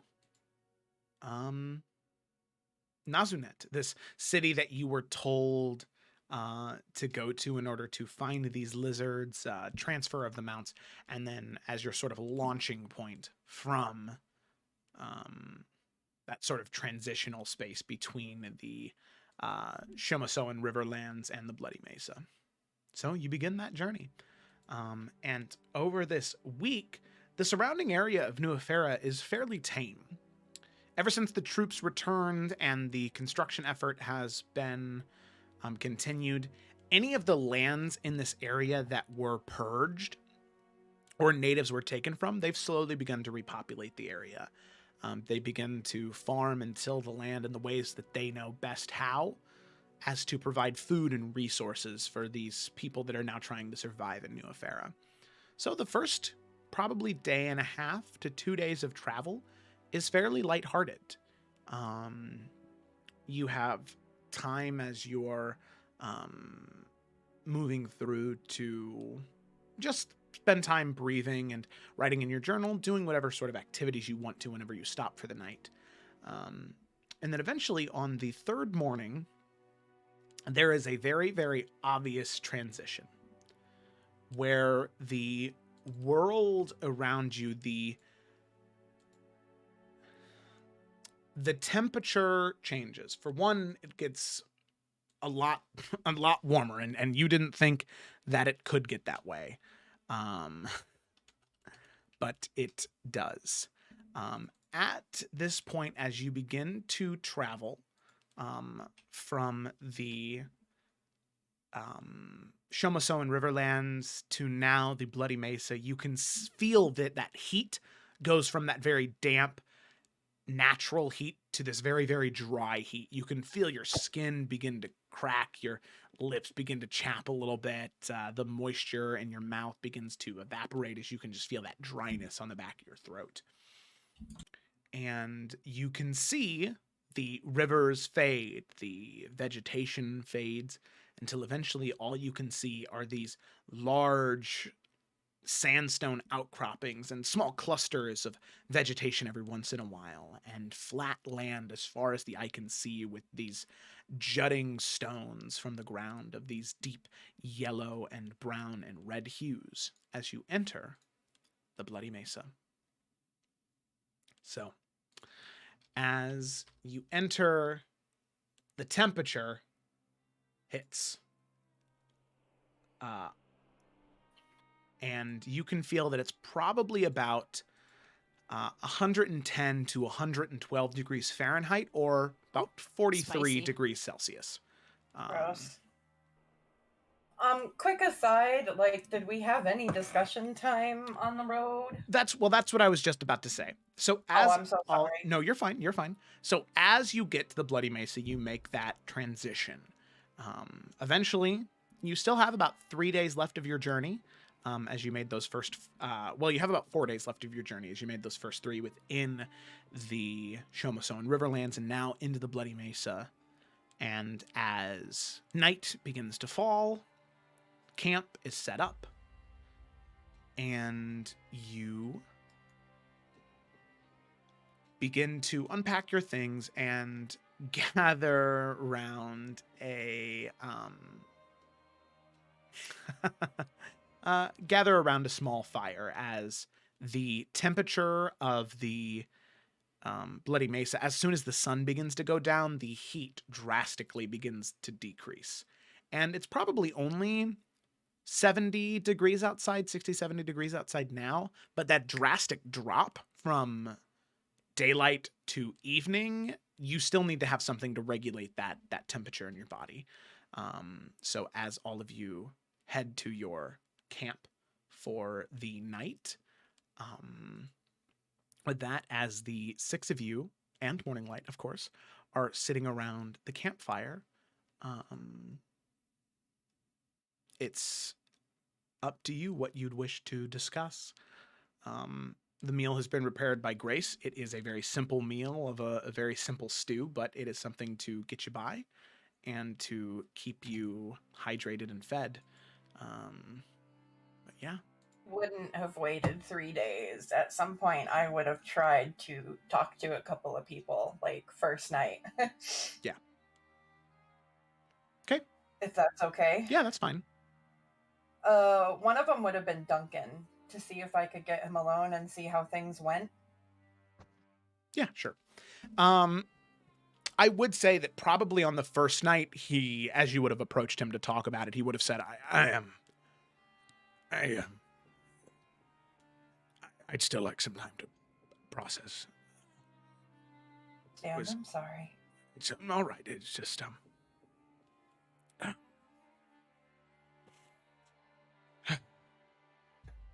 it's a sensitive subject, is all.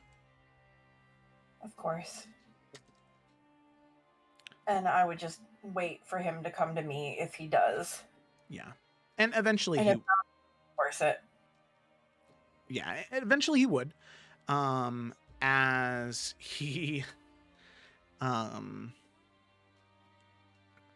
steps up, and he'll kind of, as you're unpacking your things on maybe the second or third night, he would say, I feel as though I'm ready to speak on it now. Briefly, at least. Okay. Is everything all right? Yes.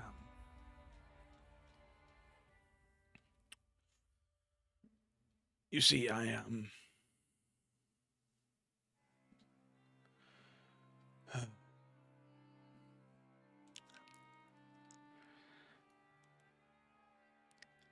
as I had said before, I had been in the adventurer's life when I was a much younger man.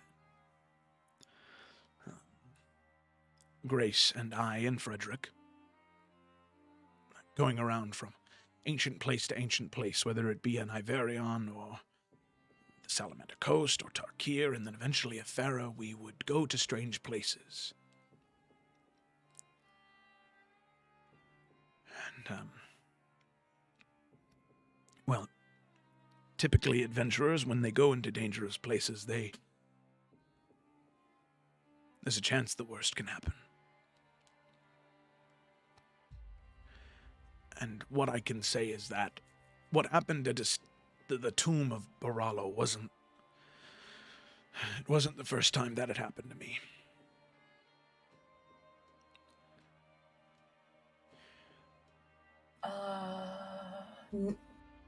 Noel and all? When Grace and I and Frederick first went into the Bloody Mesa,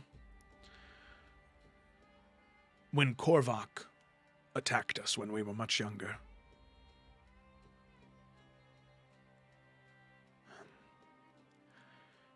he killed me. I died. Grace and Frederick, they dragged my body. They carried me back to safety, and all of the money we had made from whatever items we found, they used it taking me to a cleric.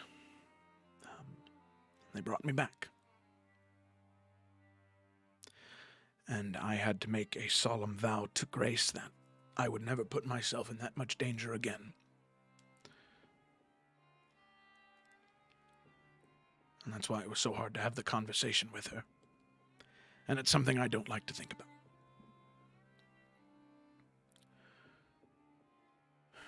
So when I told her, she was very angry with me. And her and I argued back and forth that night because she wanted me to stay in New Efera. She didn't want me to put myself in danger again.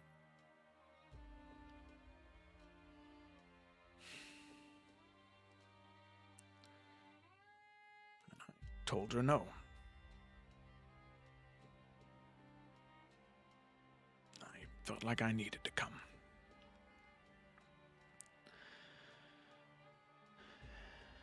And so she has been livid with me ever since. So, went better than I thought it would have. I thought she would have tied me to a chair and left me in a room. Well, she might have if it weren't for us. We would have asked questions. But I'm sorry you went through that. I didn't know. no, I think that most adventurers that put themselves through situations like that, there's a very good chance of it happening. And I should have known. I was a brash young man, Morganix. Believe me, I'm not the cool, calm, collected, wise man that I am now. I thought I could take on the world. Thought that my magics could stop anything. I was wrong. It was a humbling moment for me. I'm just glad I was able to come back from it, as so many aren't. So, all in all, I'm fine. I just need to be extraordinarily careful because I have a feeling if something else were to happen to me here, she would go through every test and trial she needed to bring me back so she could kill me herself.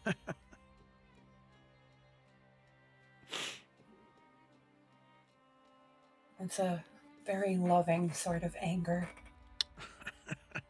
If you think so. I do, actually. I think that's very sweet. Just, You know, you're not alone. We'll look out for you.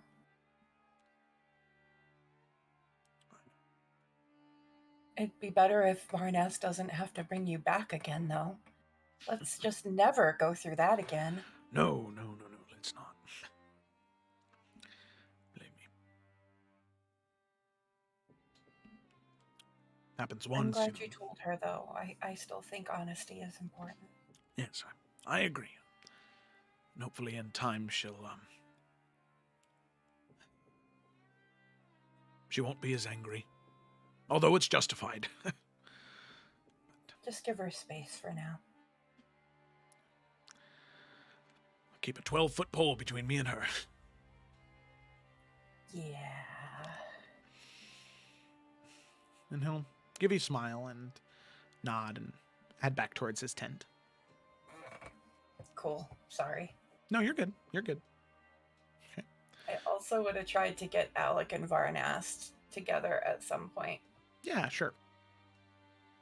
And just kind of quietly ask, so, how are we feeling about our vampire hunting companions?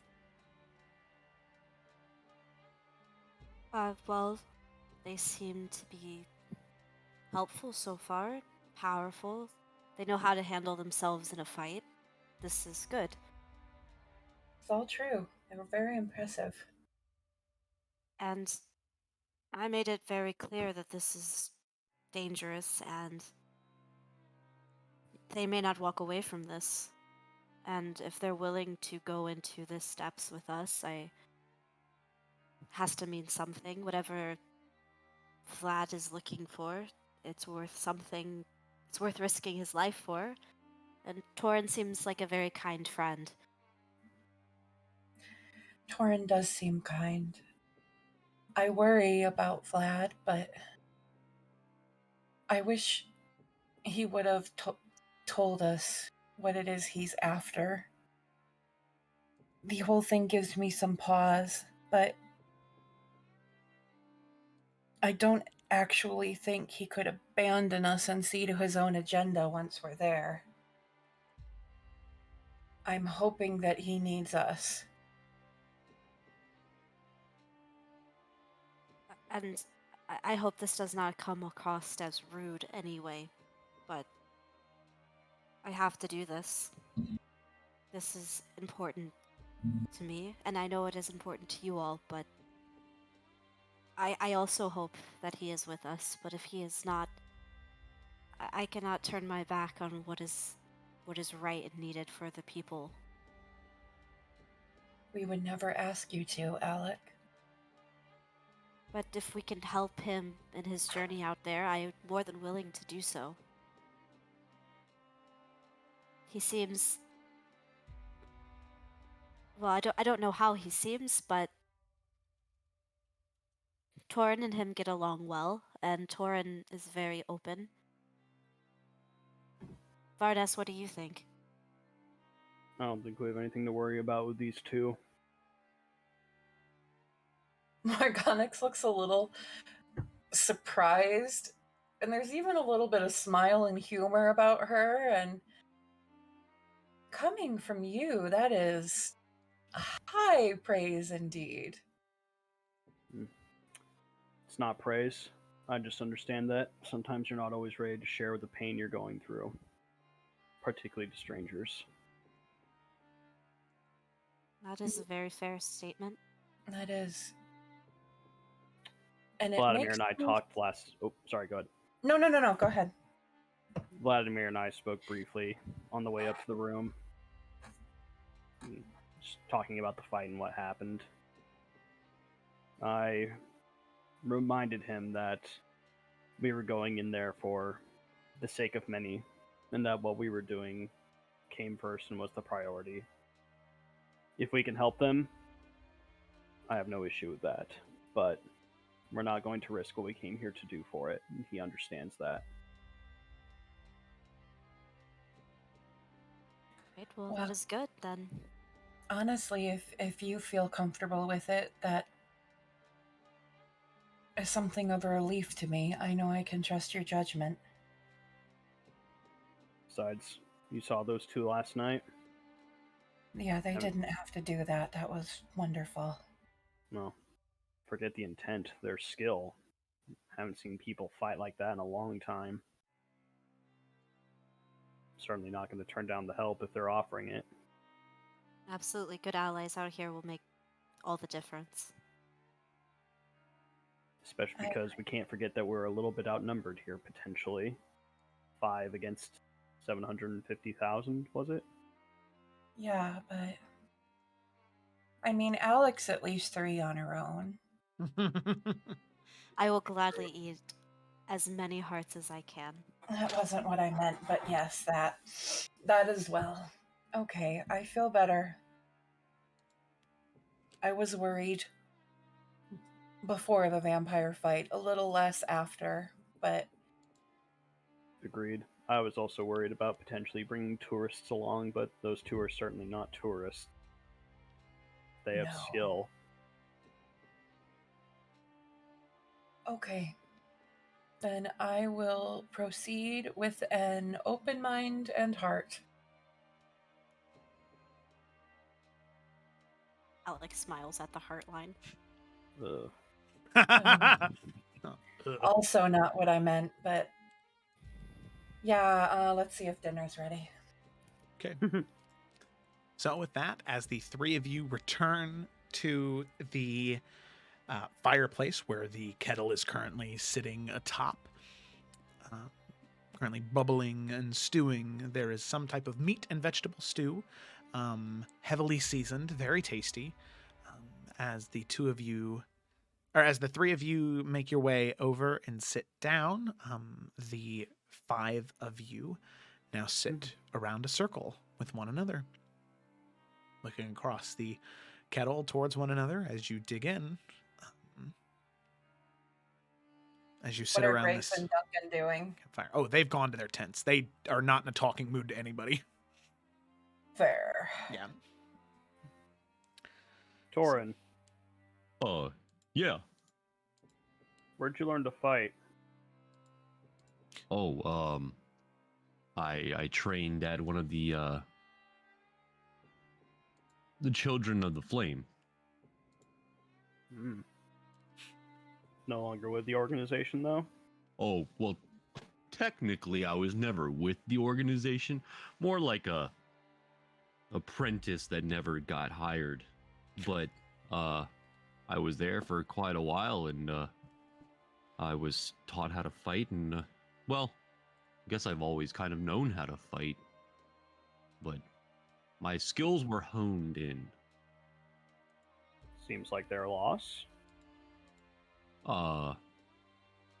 Yeah, yeah, yeah. So how did you two meet exactly?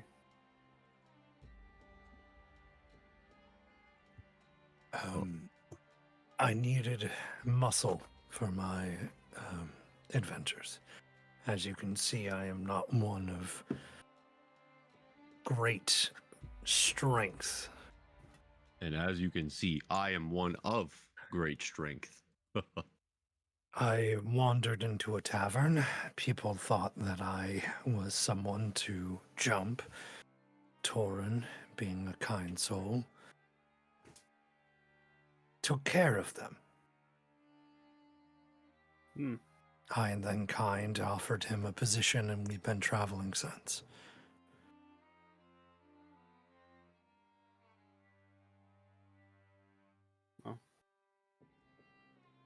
Seems a Bonds good way forged to in start. battle. What did you say? I'm sorry. Go ahead, Ellis. No, it wasn't anything important. I don't even remember what I said. I think it was, yeah, that's a good way to start or something like that. I don't even know. It didn't matter. Bonds forged in battle are hard to break. Yeah, Vlad and I have been through quite a few things. Pirates, evil wizards, yeah. Seasickness. That was honestly Ale. the worst. A lot of ale. So much ale. So much ale. Oh, by the way, Gnome pirates, by the way. That was the oddest thing. yeah, They were gnomes. Alec You, glanced at Barnaz when pirates are mentioned. Hmm. you all are pretty impressive in battle. I mean, we've heard stories, but you have wings. And he looks over to Morgana. Only for like a minute a day. Well, that's more than I can do. I don't have wings. They need to be very big wings. He No, looks at his back. Yeah, I guess you're right. You don't need wings to fly. No, I just need you. He'll nod and just keep eating.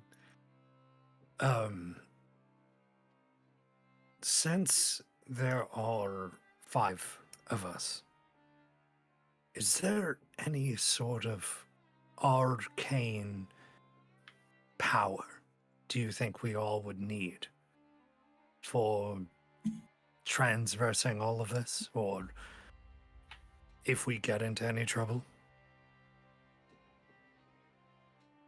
How do you mean? I have a special connection with the spirits. I can perform a ritual with you all, and they gift me with a powerful spell. But only the spells that I ask for, or describing what they may do. Can you ask them for wings? I can ask them to allow you to give me the power to make you fly, yes. Wait, really?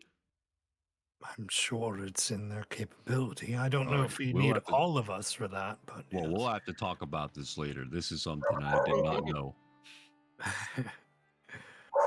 My connection with the spirits goes well beyond what I put on stage.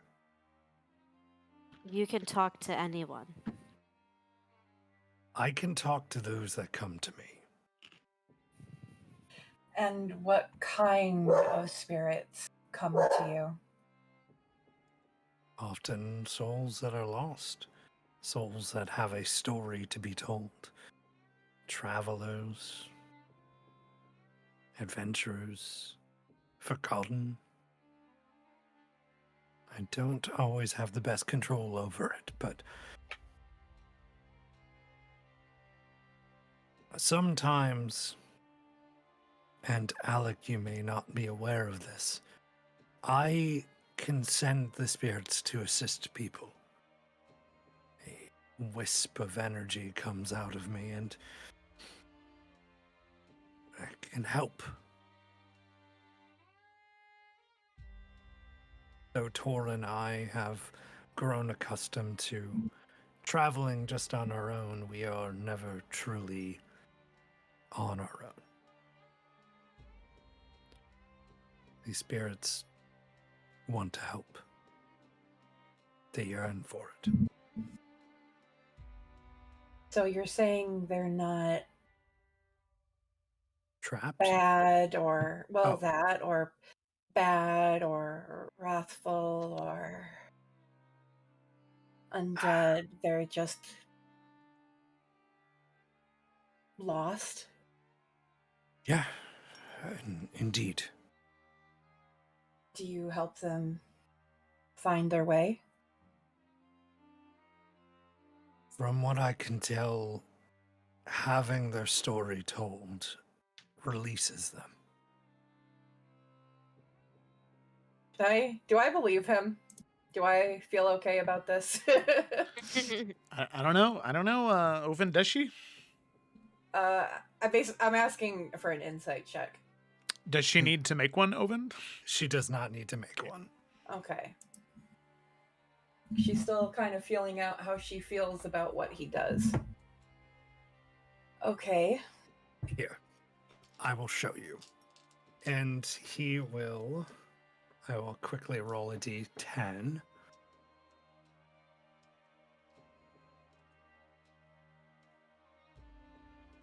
Oh, that's a d20. Whoops.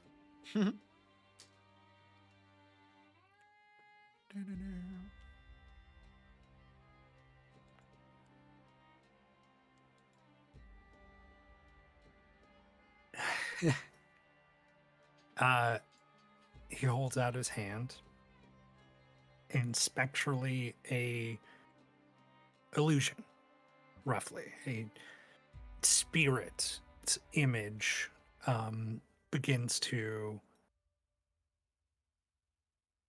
show onto his hand, onto the palm, but not just like the image of a face, like a whole body, as though you're looking on a projected image of a story.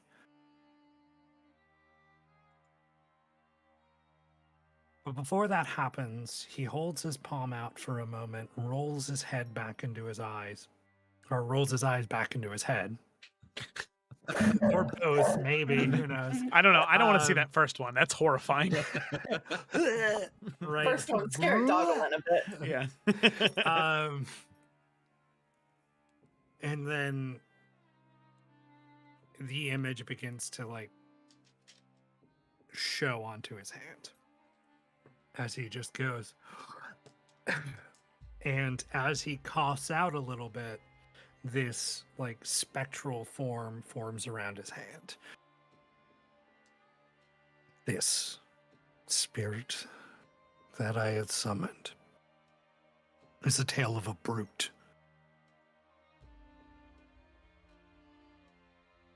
This story is one of an individual who's lost, whose anger brought upon their missing. The other stories I've told have been people that are missing love, or love led them down the wrong path, or their arrogance against love led them elsewhere. It is no matter. And he shows images pass by of this brutish, large, Goliath-like individual, just smashing stuff, who then later gets asked to go into caves and do exactly that, but then he gets lost in the cave and starves.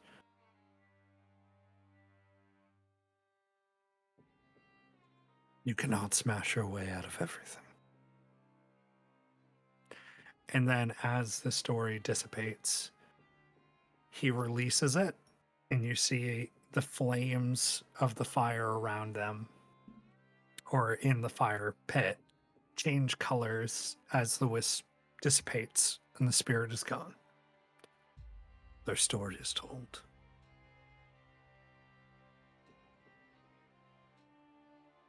And you feel that fulfills them. I will never know until I meet them on the other plane. But they do not reap images in my dreams. They do not haunt those that I hurt.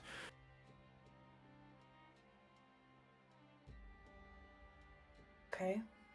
But I do not fully understand it. How long have you been doing this?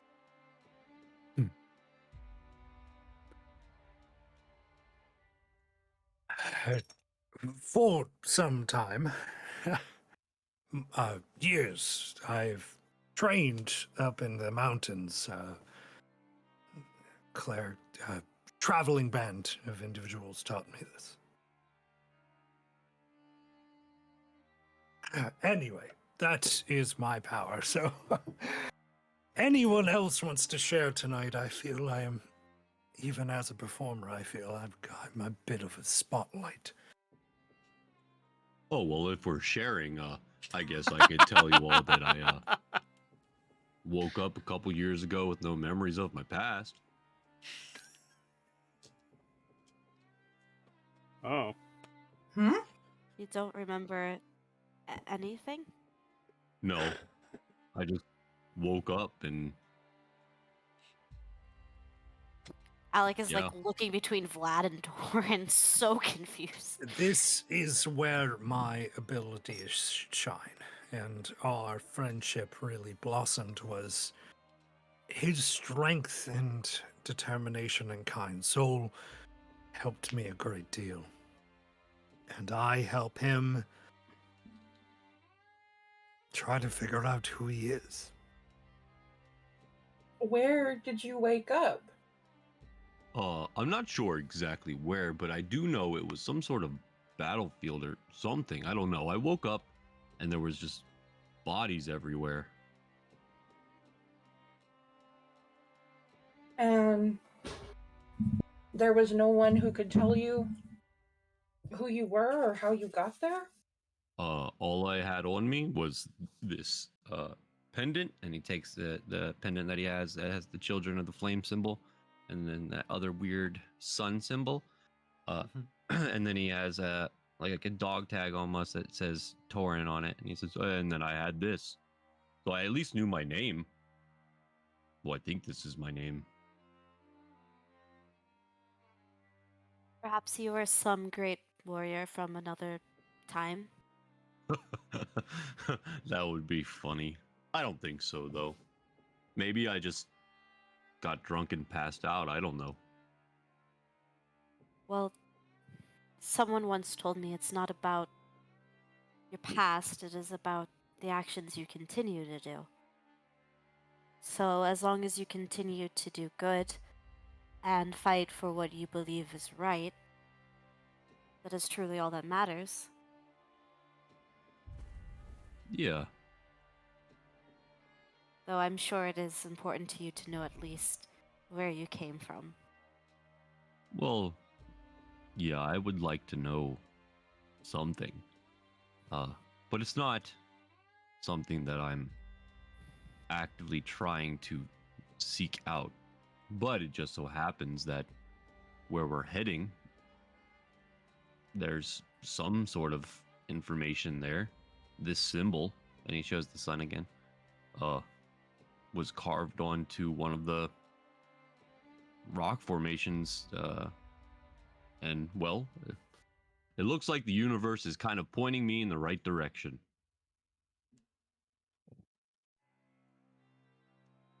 Well, I hope you find what you're looking for. Thank you. And Yeah. not to, I will do everything I possibly can to help you all as well. I heard that this mission is very important to specifically you. And he looks at Alec. So anything you all need, I'm more than willing to help. Thank you, Torin. It is very important to me, but I feel as though my friends share the same passion as I do. But I am chief of the Kanjiado people, and I don't know how much you know of what has happened here in Efera, but we have been through a great sadness and a lot of pain. And I just go ahead. Sorry. I was just gonna say I've heard rumors, and I'm sorry you all had to go through that. I am too, but my friends here have stuck by my side, and their level of love and dedication to us is just as great. So this is for all of us. Well, from what I've seen and what I've heard, I'm sure we're gonna have no problems at all. We'll get it done. We'll get whatever you need done, and hopefully we can set everything back in motion the way it should be. Alec smiles really big, and she'll also glance over at Vlad. And we will also be looking for what it is you've lost.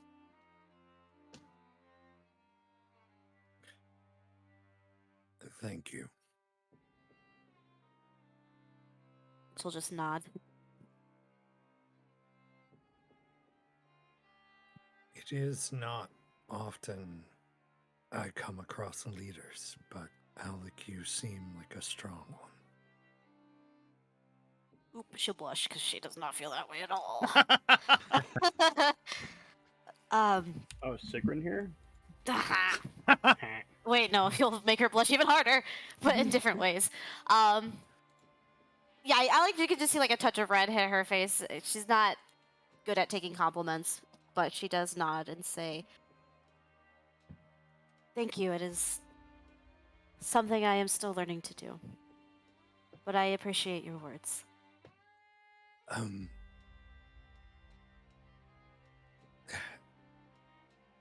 sorry. Did you just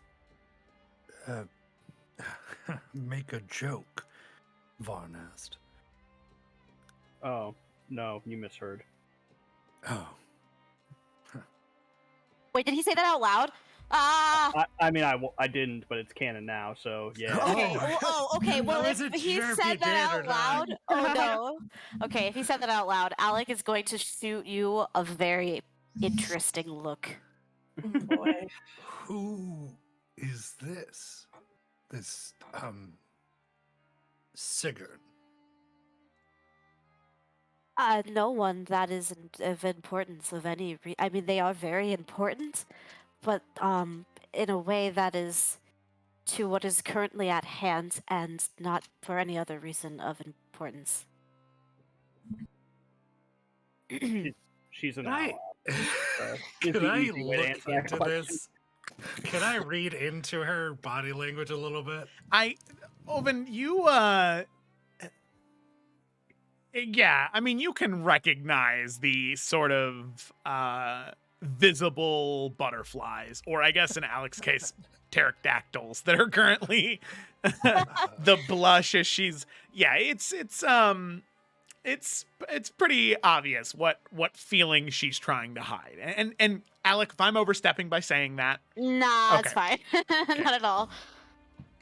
What is this Sigurd like? That she is able to get such a warrior like yourself to blush.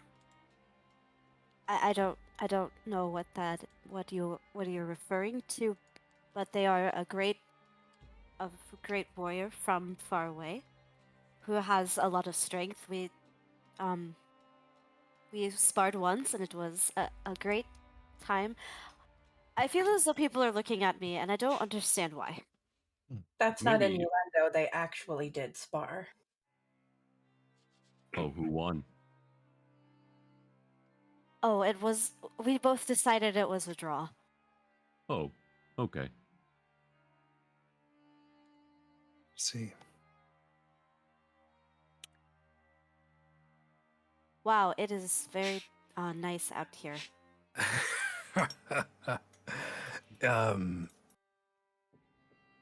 Yes, it is.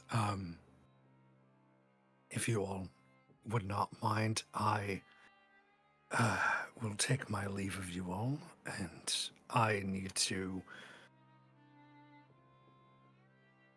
well, practice some magic to find that lost item of mine. Make sure that we're on the right path.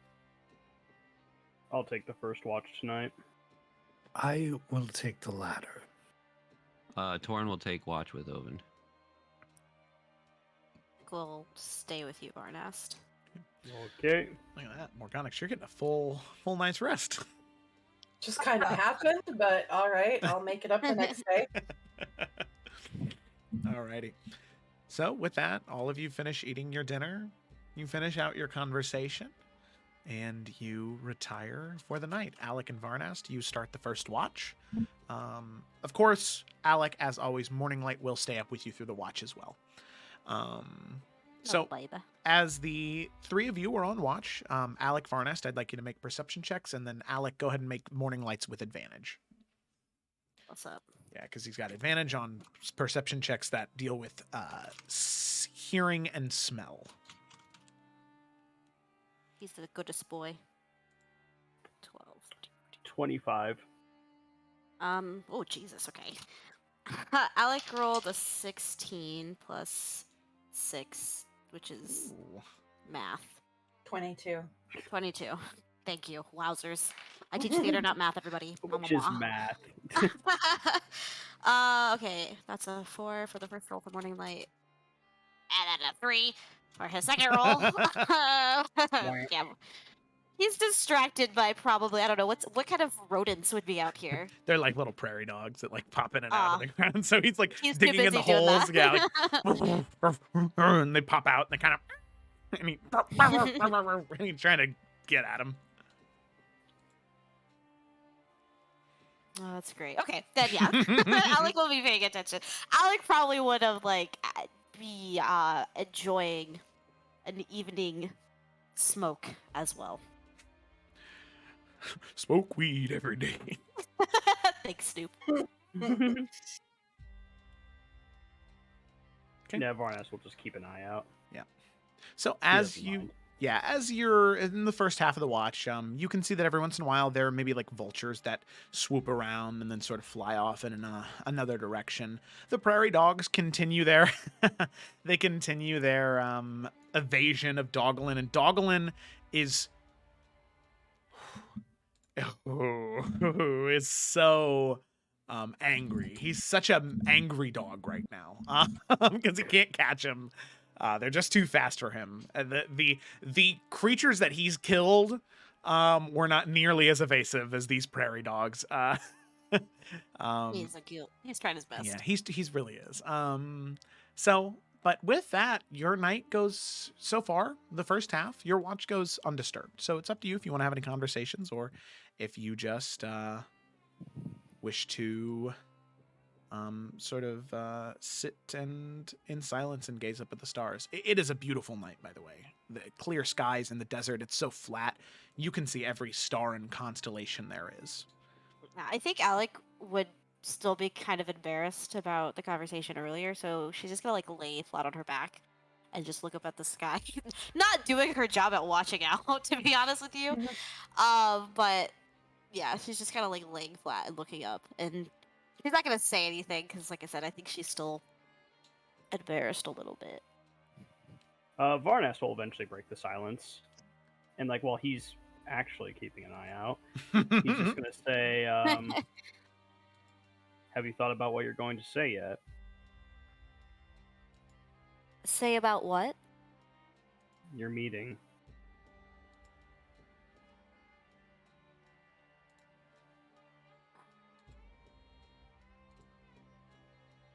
She's quiet for a long time.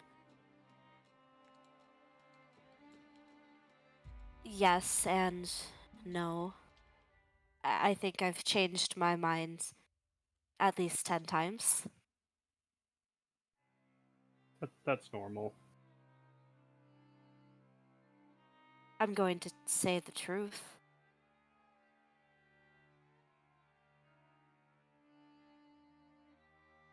Good. We're talking about the same thing here, right, Ryan? I think we are. What are you talking about? Your meeting with the chiefess or whatever. Oh, bless up. Okay, yeah, that's what she's talking about. Okay. Centeua, Anyway. the matron Yeah. Centeua, yeah.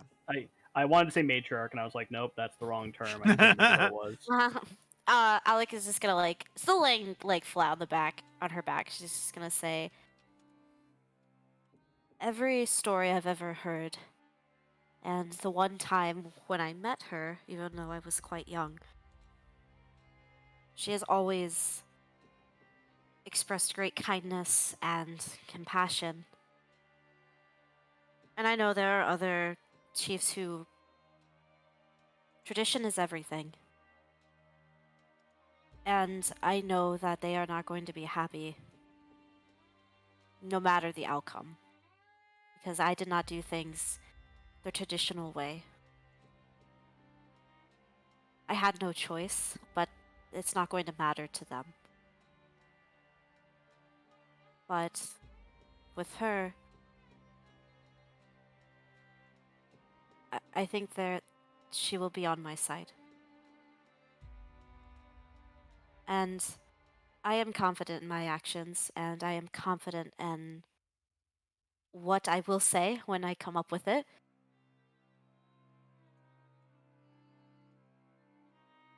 She will see that my heart and my blade are in the right place. And the rest of Efera will too. I think that's a very healthy way to approach the situation, Alec. Thank you.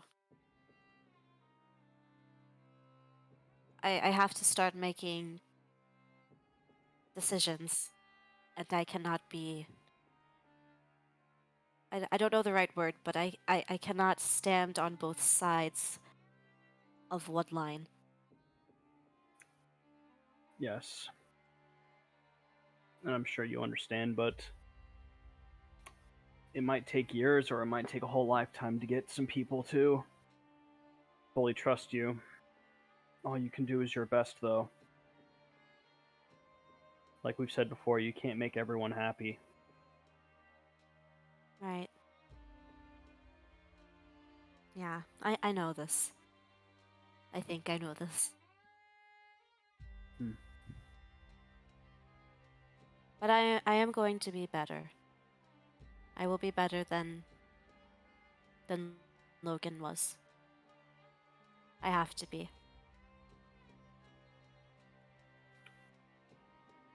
Every parent always wants their child to be better than them. I still think he'd be very proud of the woman that I see in front of me now. Do you want to have children, Varnast? Oh, I think that's a decision I would have needed to make about 15 years ago. She just kind of like laughs to herself. I forgot you are old. Yeah. And he like pops his neck. I don't.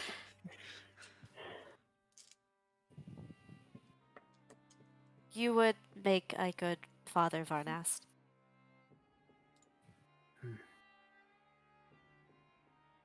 No, I certainly hope that's true. I believe it is. You have taught me things that Logan never did.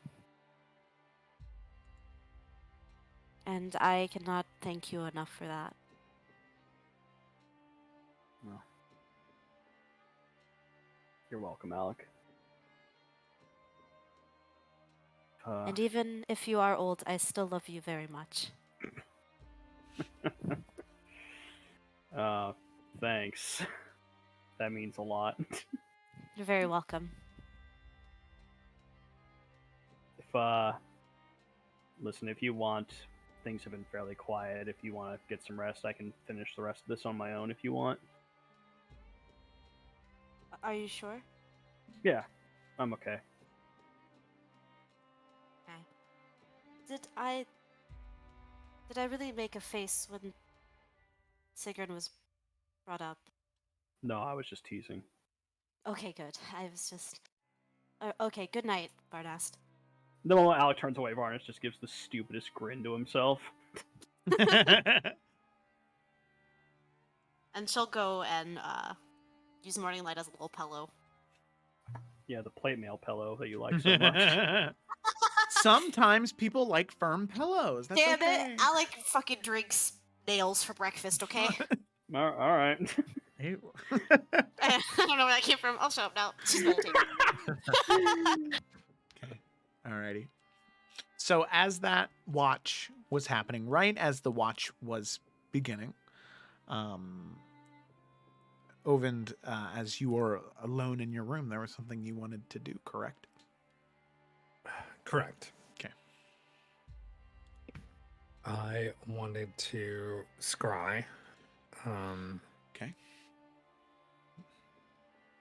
He will Ovind in private will hang up two of his like many layers that he has underneath, just exposing that leather armor that he has. His tattoo showing as he's showing bare skin. Just cryptic runes running up his body. He will take a long moment to contemplate his next action, but eventually he will pull a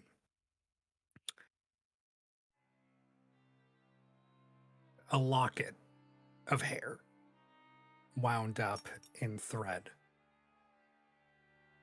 He will place it into the center of the room and begin taking chalk and drawing about. And then he will cast Scrying. Okay. Alrighty. So because there is a, you know the target well, and you have the lock of hair, that's going to be minus 15 to their roll. What's your DC? 17. 17. Okay, so they have to. Wow. Okay, so they pretty much have to roll like a natural 20. They All got to right. roll Indeed. 32. Easy. All right, let's see. That's an 11. That's a failure. That's a negative. Well, I guess it's like a It's 2. real low. Yeah. Okay. So with that, Ovend, the scry is successful.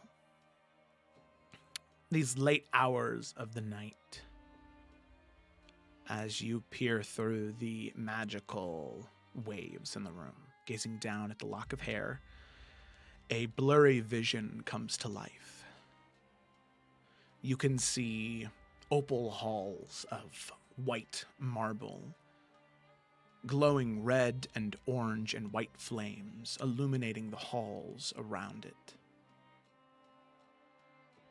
You can see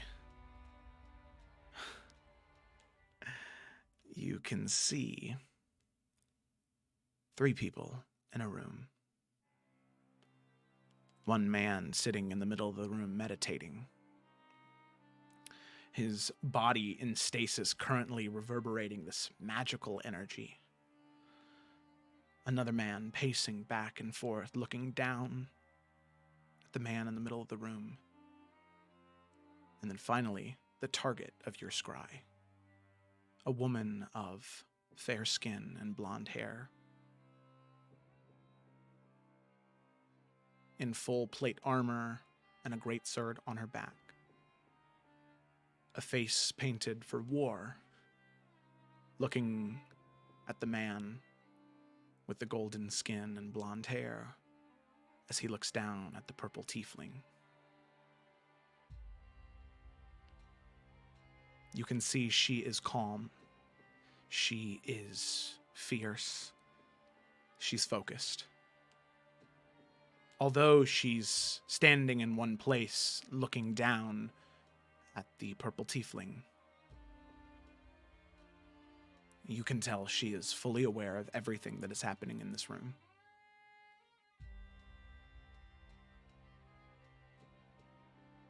And she doesn't move. She continues to focus on her job, her duty. As eventually, the man, standing, pacing, looks back towards her and says, Sigan, I need to rest, but if you wouldn't mind watching over him for just a little bit longer. He shouldn't be in there this long. I don't know what's happening. Man kind of rubs his head and heads over to a small chair and just crosses his legs and begins to meditate. But he's not able to find his focus. She nods and says, He'll be fine, Immaril. Don't worry. He'll be fine. She'll walk over towards him and just begin to walk around him, making sure he's okay. And with that, the scry ends. Before that ends, I'm going to yes. cast Sending. That is just the message that says, you're alive.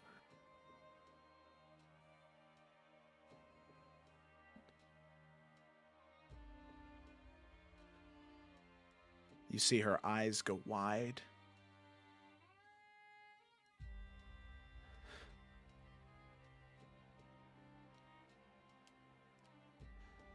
And in that moment, you can see her mouth kind of, her jaw drop. And typically this is a woman with a face cut from stone. But her jaw just kind of drops as this look of disbelief.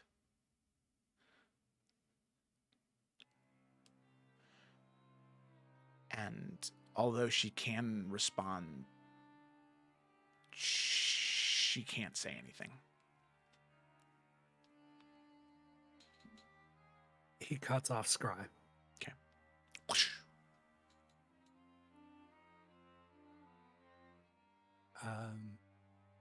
Owen's going to sit in his room and he's going to weep. And he's just going to hold it in his hand. Okay. And he's just going to cry. Okay. All right. Does Owen come out crying? No. So he stays in there. He just stays in his private area until he recovers. He'll clean the area up. And then he'll go out for his watch. Okay. All right. With that, Ovind and Torin, you take over for, at the end of the watch, just Varnast. Alex seems to have gone to sleep. So with that, the changing of the guard happens, and I would like the two of you to make perception checks as you sit down for your watch. I rolled a 16. Okay.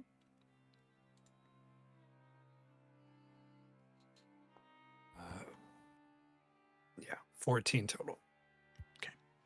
All right. So, same as before, the two of you notice very little wrong. It just seems to be small little critters, maybe a scorpion or two that kind of run across in the night. The prairie dogs seem to have stopped shortly after you came out, and Doglin is also asleep now. It seems like he gave up on his hunt of the prairie dogs. Didn't even catch one. So, with that, the two of you begin your watch. Oh, hey there, buddy. Everything okay? Yes.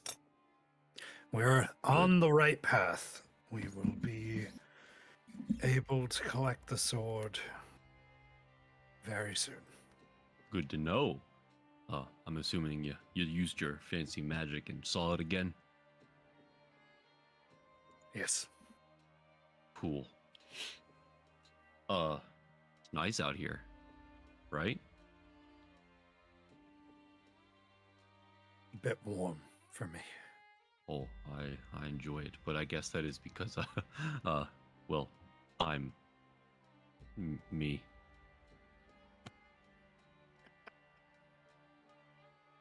Well, this is gonna be really awkward, but, I've been thinking about something for the past couple days, and, hopefully you don't think bad of me, but I haven't been fully, how do I say this? Honest. Yeah. Neither And- have I. Oh, good. Both of us.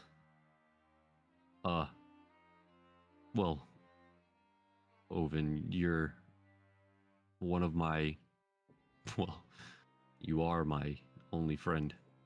And I feel like I need to tell you some truth. Obviously, what I said earlier today was true. I did wake up with no memory of my past. I didn't know who I was and kind of still don't. It's weird. But you already kind of knew that. But, and you can see Torin is kind of like contemplating his thoughts. And this is like the first time he has done this. Before we left, when you found me in that bar, that was probably one of my better days. I'd been there for a couple weeks drinking. And, well, as you know, I was part of the Children of the Flame. Well, not part. I trained with them, and I found a home. When I woke up on that battlefield and I just walked, and I finally found this city, and then I saw these people that had the same symbol that I had, and I thought, well, obviously I should know these people, right? They have the same thing. And I ran into them, and it was the Children of the Flame, and they took me and they trained me and kind of nurtured me and showed me compassion and, well, just made me a good person. And I had a mentor. Her name was Sonia. And, well, the reason I left there was I'd been there for years. And they were like a family to me. Well, one day, I woke up to go check on Sonia to continue our training, and she didn't answer. And I walked in, and she was dead. Well, obviously that was not an ideal thing, but even worse, when I found her, there were these people that I could see out one of the windows. They had the symbol of like 3 shields. And it looked like they were coming to attack. Without thinking anything of it, I walked out and I saw that they were fighting my family, the people I'd been training with. So I rushed over, and that was the last thing I remember before waking up in the middle of the temple and you can see Torin, this whole time is kind of been trying to keep eye contact, but then he finally looks down. I woke up covered in blood, and those people that were attacking us, well, I'll just say they weren't moving anymore. I don't know what happened. All I know is I looked back to my family, and they looked at me like I was a monster. And they told me I needed to leave. So, I packed up my things and I left. And then you found me a couple of weeks later. And I thought, well, I have nothing else. Let's get out of here.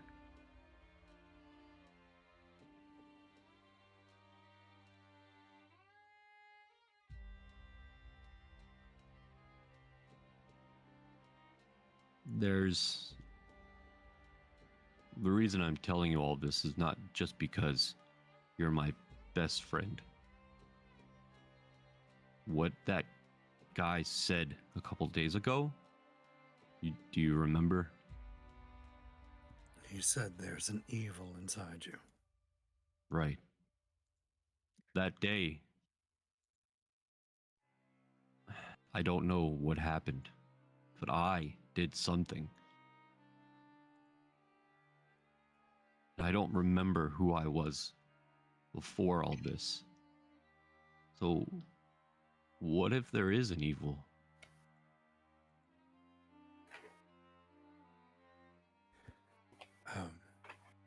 That's the thing. Torin, there is. It's in all of us. We make the choice. Make the choice to let it out or fight it.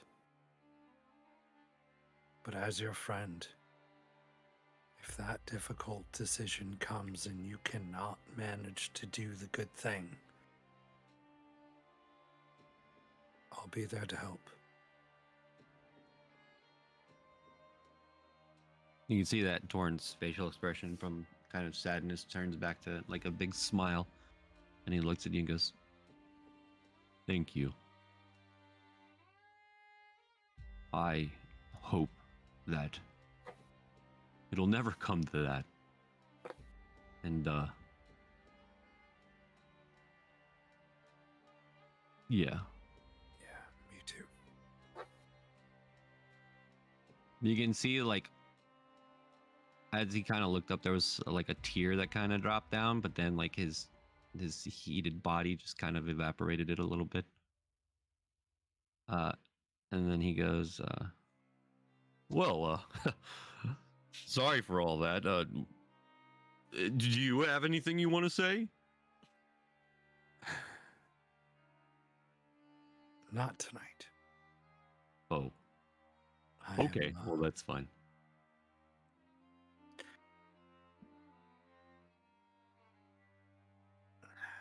the spirits. Well, sometimes you're visited by them, and sometimes you see ones that are given a second chance. Yeah. Hey, if it's not too much to ask, maybe we can try some of your magic sometime during this journey, and maybe I don't know if it'll help, but unlock something in there. I know that this brain is not the biggest, so maybe it'll be harder to do, but Actually, you're going to have to trust me. okay. Hold out both your palms. All right. He willingly puts out his palms. Ovind will grab both the palms, stare Torrin in the eyes, and cast Detect Thoughts. Oh. And he will try to delve deep into Torrin's mind.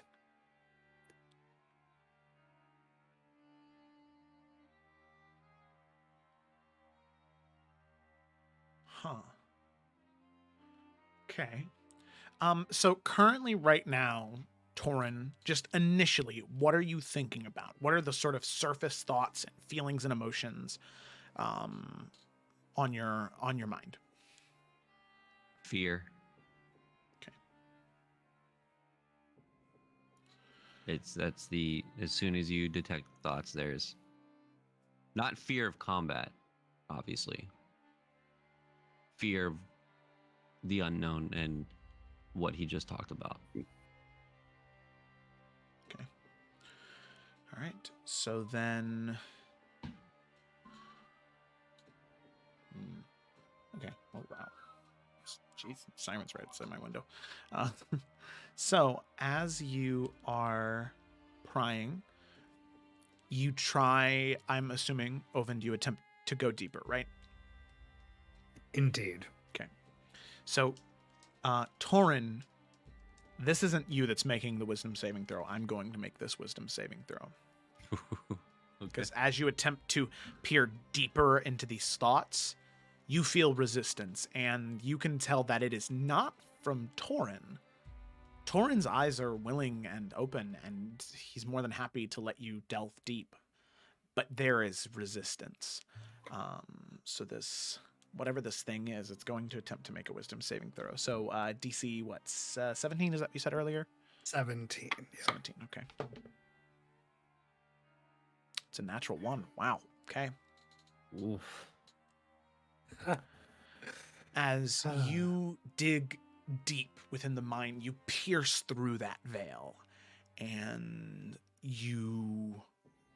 Oven, you sense yourself falling, where as if you were on this sort of guided trail and track, looking at all of these visions and memories, recent things that he's been thinking about, those feelings of fear, the interaction around the campfire, the fight against Denon, all of these things, just surface level, part of Torin, things that you can very clearly see, things that he's thinking about. But as you rip through that barrier, you begin falling in this vast darkness, this emptiness, this nothingness, until you see at the center of it all, there is this ball of light being consumed by shadow, and wrapping around it, there is this snake. Two snakes coiled around each other, devouring each other's tails. Each bite taken to consume the other one is just keeping them continuously devouring each other with no end. The shadow constantly trying to consume that light, and that light constantly trying to repel back the shadow. You see that, and then you also see this dark field. A rocky plateau. And you see one memory before you are forced out. You see a dragonborn, very similar to Torin. You see him tearing through a battlefield, no weapons, just claws and breath. 5, 10, 15, 20 soldiers run at him, but he strikes them down. Arrows deflect off of the scales. And you can see there's a necklace that he currently has hanging. Almost like a collar, really. You can see that this collar has 3 golden shields hanging from the neck. And you can see runes on those shields. And you can see, after so many of these people die, there is a figure that approaches. And this part is shrouded in shadow, just darkness, as even this magic that you're using can't uncover that. But you see this entity, this person approach this thing that looks like Torin. And Torin lunges at it, just all anger and rage, attempting to rip and tear. And as they throw their hand up, those runes around the neck begin to shock like a collar as Torin drops to the ground, convulsing, frozen in place. And a head turns to you, masked in shadow. And you are forced out of the mind at that point, returning back to the camp and actually knocked over onto your back from the force that you repelled. As you Whoa. land, Torin, you didn't feel any of that. But Yeah. Ovind, you are out of breath. Oven, are you okay? Hey, come here. And he helps him get up.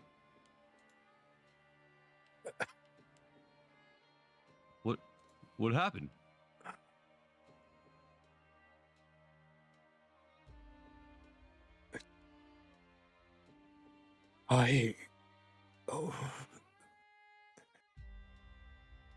There's someone that I need to talk to soon. She will know. No, Okay.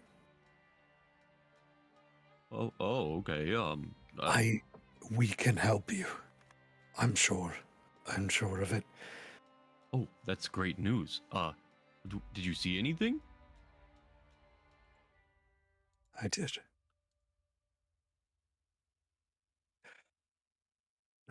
You're in good spirits. enjoy this moment. Tomorrow I will tell you more. I just need to... Well, while we're traveling, I just need to rest. Yeah. All right. Do you need me to help you back to your tent? No. If you do not mind, finish the rest of this watch without me. I need to rest. Yeah.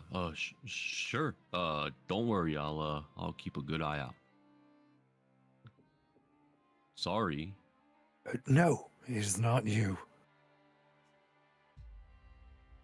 You're good. Kind.